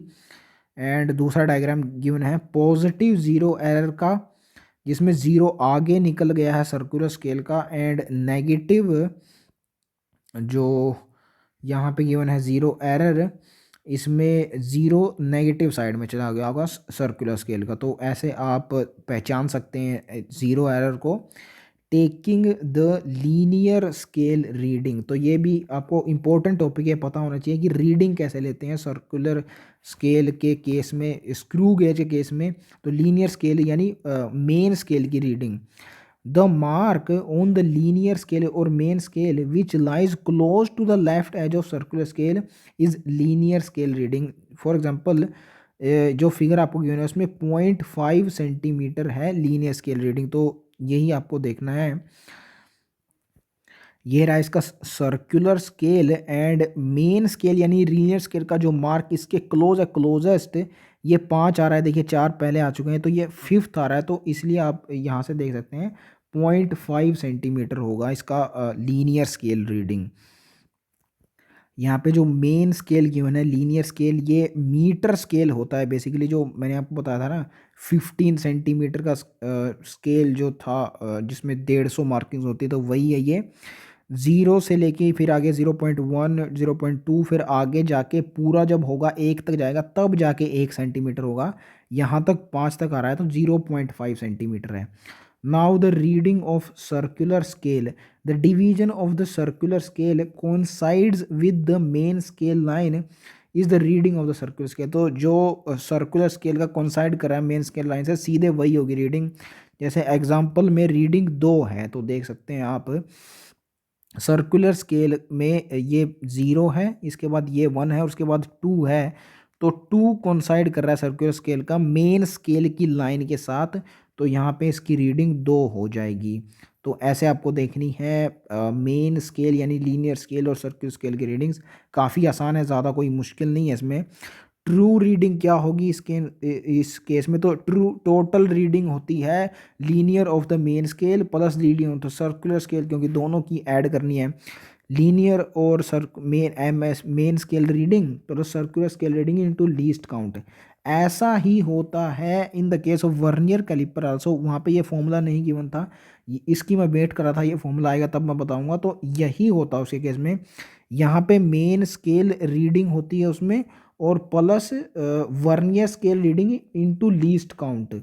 यहाँ पे circular scale reading into least count है। तो यही ट्रू रीडिंग एक्चुअल रीडिंग का फॉर्मूला होता है जो आपको याद करना है। दोनों केस में सिमिलर होता है ये। तो 0.5 आ रही थी main scale linear scale reading, 2 था सर्कुलर स्केल रीडिंग इंटू 0.001, ये सेंटीमीटर के अंदर है इसका लीस्ट काउंट। इसको 10⁻⁻5 मीटर में भी लिख सकते हैं। तो इन तीनों को हमने मल्टीप्लाई किया तो 0.502 सेंटीमीटर के अंदर आ गई इसकी रीडिंग, टोटल रीडिंग। इसको मीटर में भी कन्वर्ट किया जा सकता है 10⁻⁻2 को काउंट लेके सेंटीमीटर का, तो वो आप कर सकते हैं यूनिट कन्वर्जन। बेसिकली ये मेन फॉर्मूला आपको याद रखना है।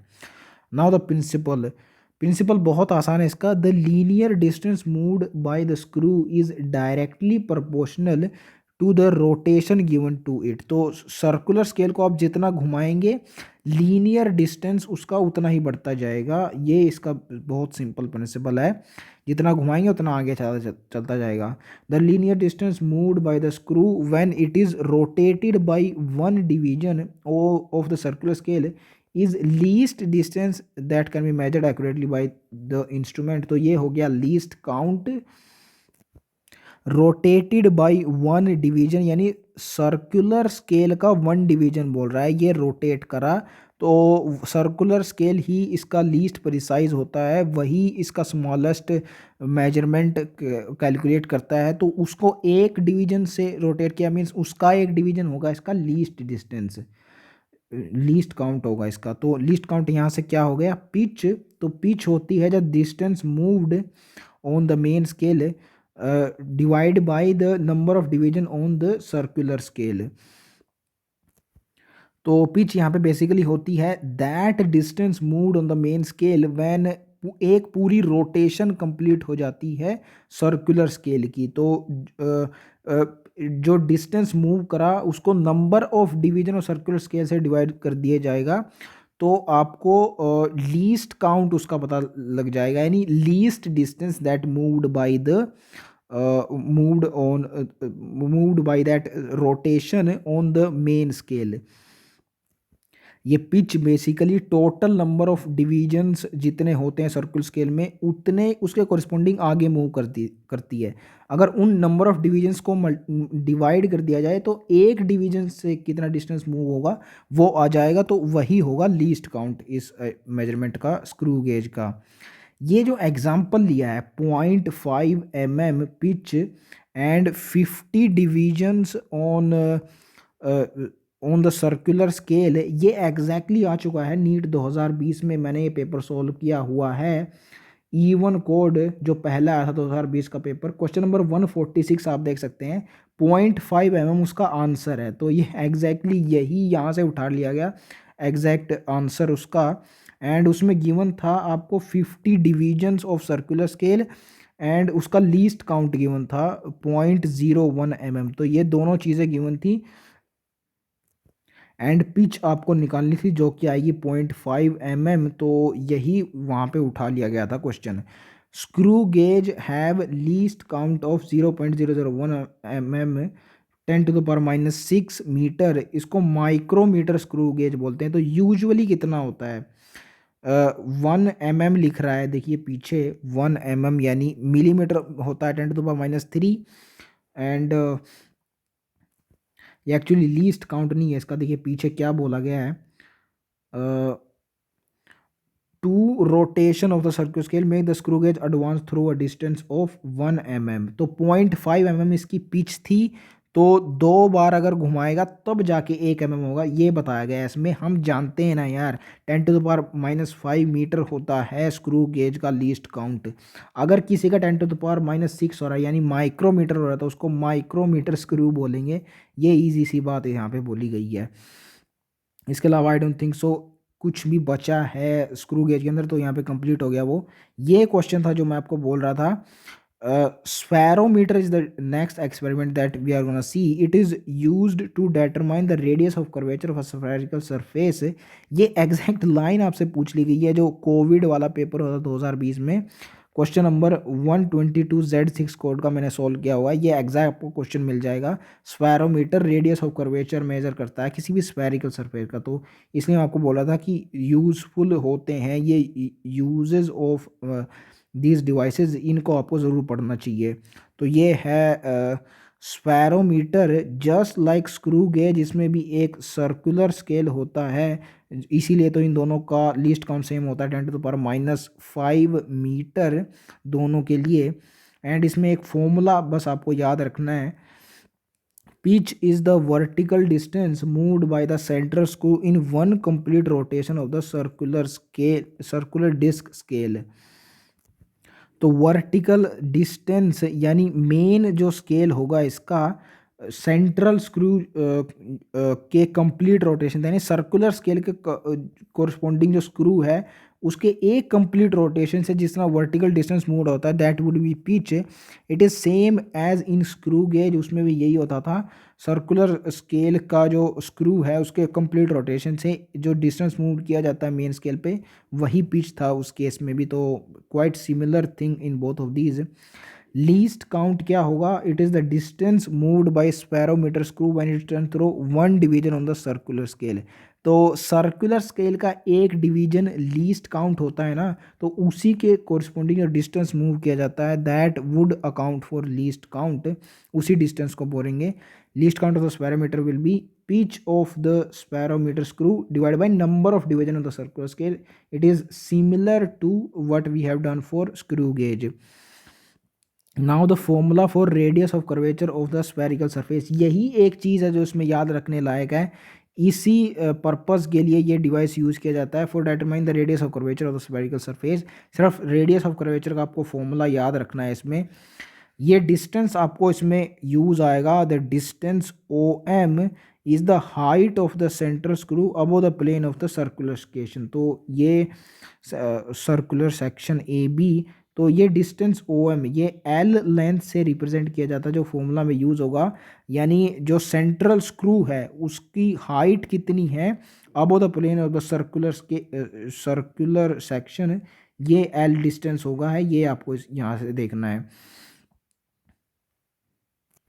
एक्चुअली वो डिस्टेंस एल नहीं होता, हाइट होती है। देखिए यहाँ पे हाइट गिवन है, तो हाइट होती है ये एच से इसको रिप्रेजेंट किया जाता है, the height of the central screw. अब the distance between any two legs, इसको एल से रिप्रेजेंट करते हैं क्योंकि इसमें कितनी लेग्स दी हुई हैं स्पैरोमीटर में, 3 लेग्स है ना एटलीस्ट। तो 3 में से किन्हीं भी 2 के बीच के डिस्टेंस को बोला जाता है, एल से रिप्रेजेंट करते हैं। एंड तब इन दोनों को अब कंबाइन कर दें तो रेडियस ऑफ कर्वेचर का फॉर्मूला हो जाएगा L²/6h डिवाइड बाई h+2। सिर्फ ये एक फॉर्मूला इसमें आपको याद रखना है जो कि यूज़ किया जा सकता है, क्योंकि यही एक पर्पस के लिए ये डिवाइस यूज़ किया जाता है।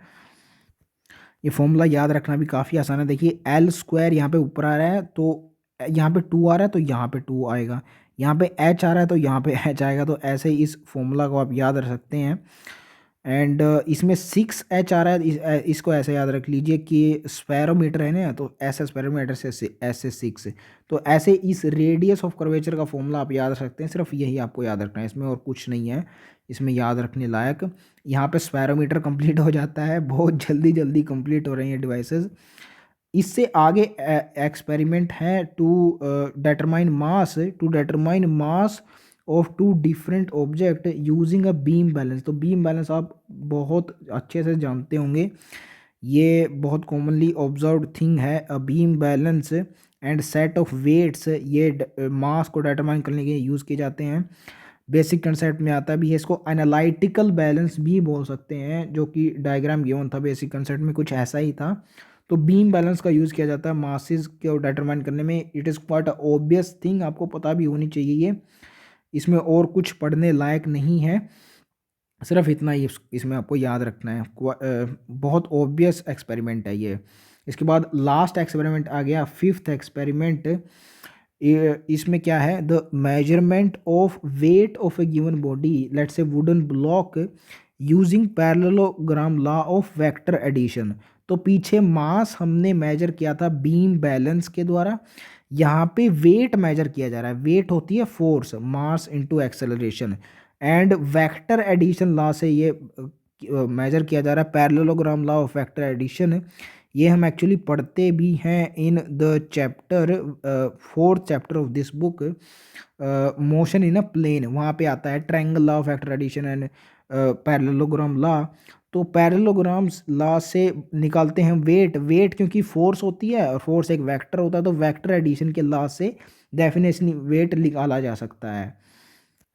इसमें एक और चीज़ आप याद रख सकते हैं कि जो अपैरेटस इसमें यूज़ किया जाता है इस वेट को फाइंड करने के लिए, इट इज़ कॉल्ड ग्रेवसैंड्स अपैरेटस। देखिए GRA आ रहा है इसमें, और पैरेललोग्राम जो मेथड यूज़ किया जाता है उसमें भी GRA आता है। तो इससे आप याद रख सकते हैं कि ग्रेवसैंड अपैरेटस होगा इसको जो यूज़ करने वेट को यूज़ करने के लिए फाइंड करने के लिए यूज़ किया जाएगा। एंड स्क्वायर काइंड ऑफ इसमें अरेंजमेंट दिख रही है आपको इस अपरटस की। तो दो लॉ होते हैं ना वेक्टर एडिशन के, पैरेललोग्राम में रेक्टेंगल बनाते हैं, ट्रायंगल लॉ में ट्रायंगल बनता है। इसलिए out of these two parallelogram use किया जाएगा, क्योंकि उसमें रेक्टेंगुलर बनता है जो स्क्वायर की जैसी अरेंजमेंट होती है। तो इसमें ऐसे आप याद रखेंगे, पैरेललोग्राम लॉ इसमें यूज़ किया जाएगा। तो यहाँ पे कंप्लीट होता है ये चैप्टर। एरर इन डिवाइसेस भी हमने यहाँ पे कंप्लीट किया, तो कुछ भी नहीं बचा। As far as theory is concern ये चैप्टर हमने पूरा कंप्लीट कर लिया है। इसके अलावा मैंने आपको बोला था कि मैं एनटीए अभ्यास के क्वेश्चंस और पीवाईक्यू भी करवाने वाला हूँ, फिजिक्स केमिस्ट्री बायोलॉजी तीनों में।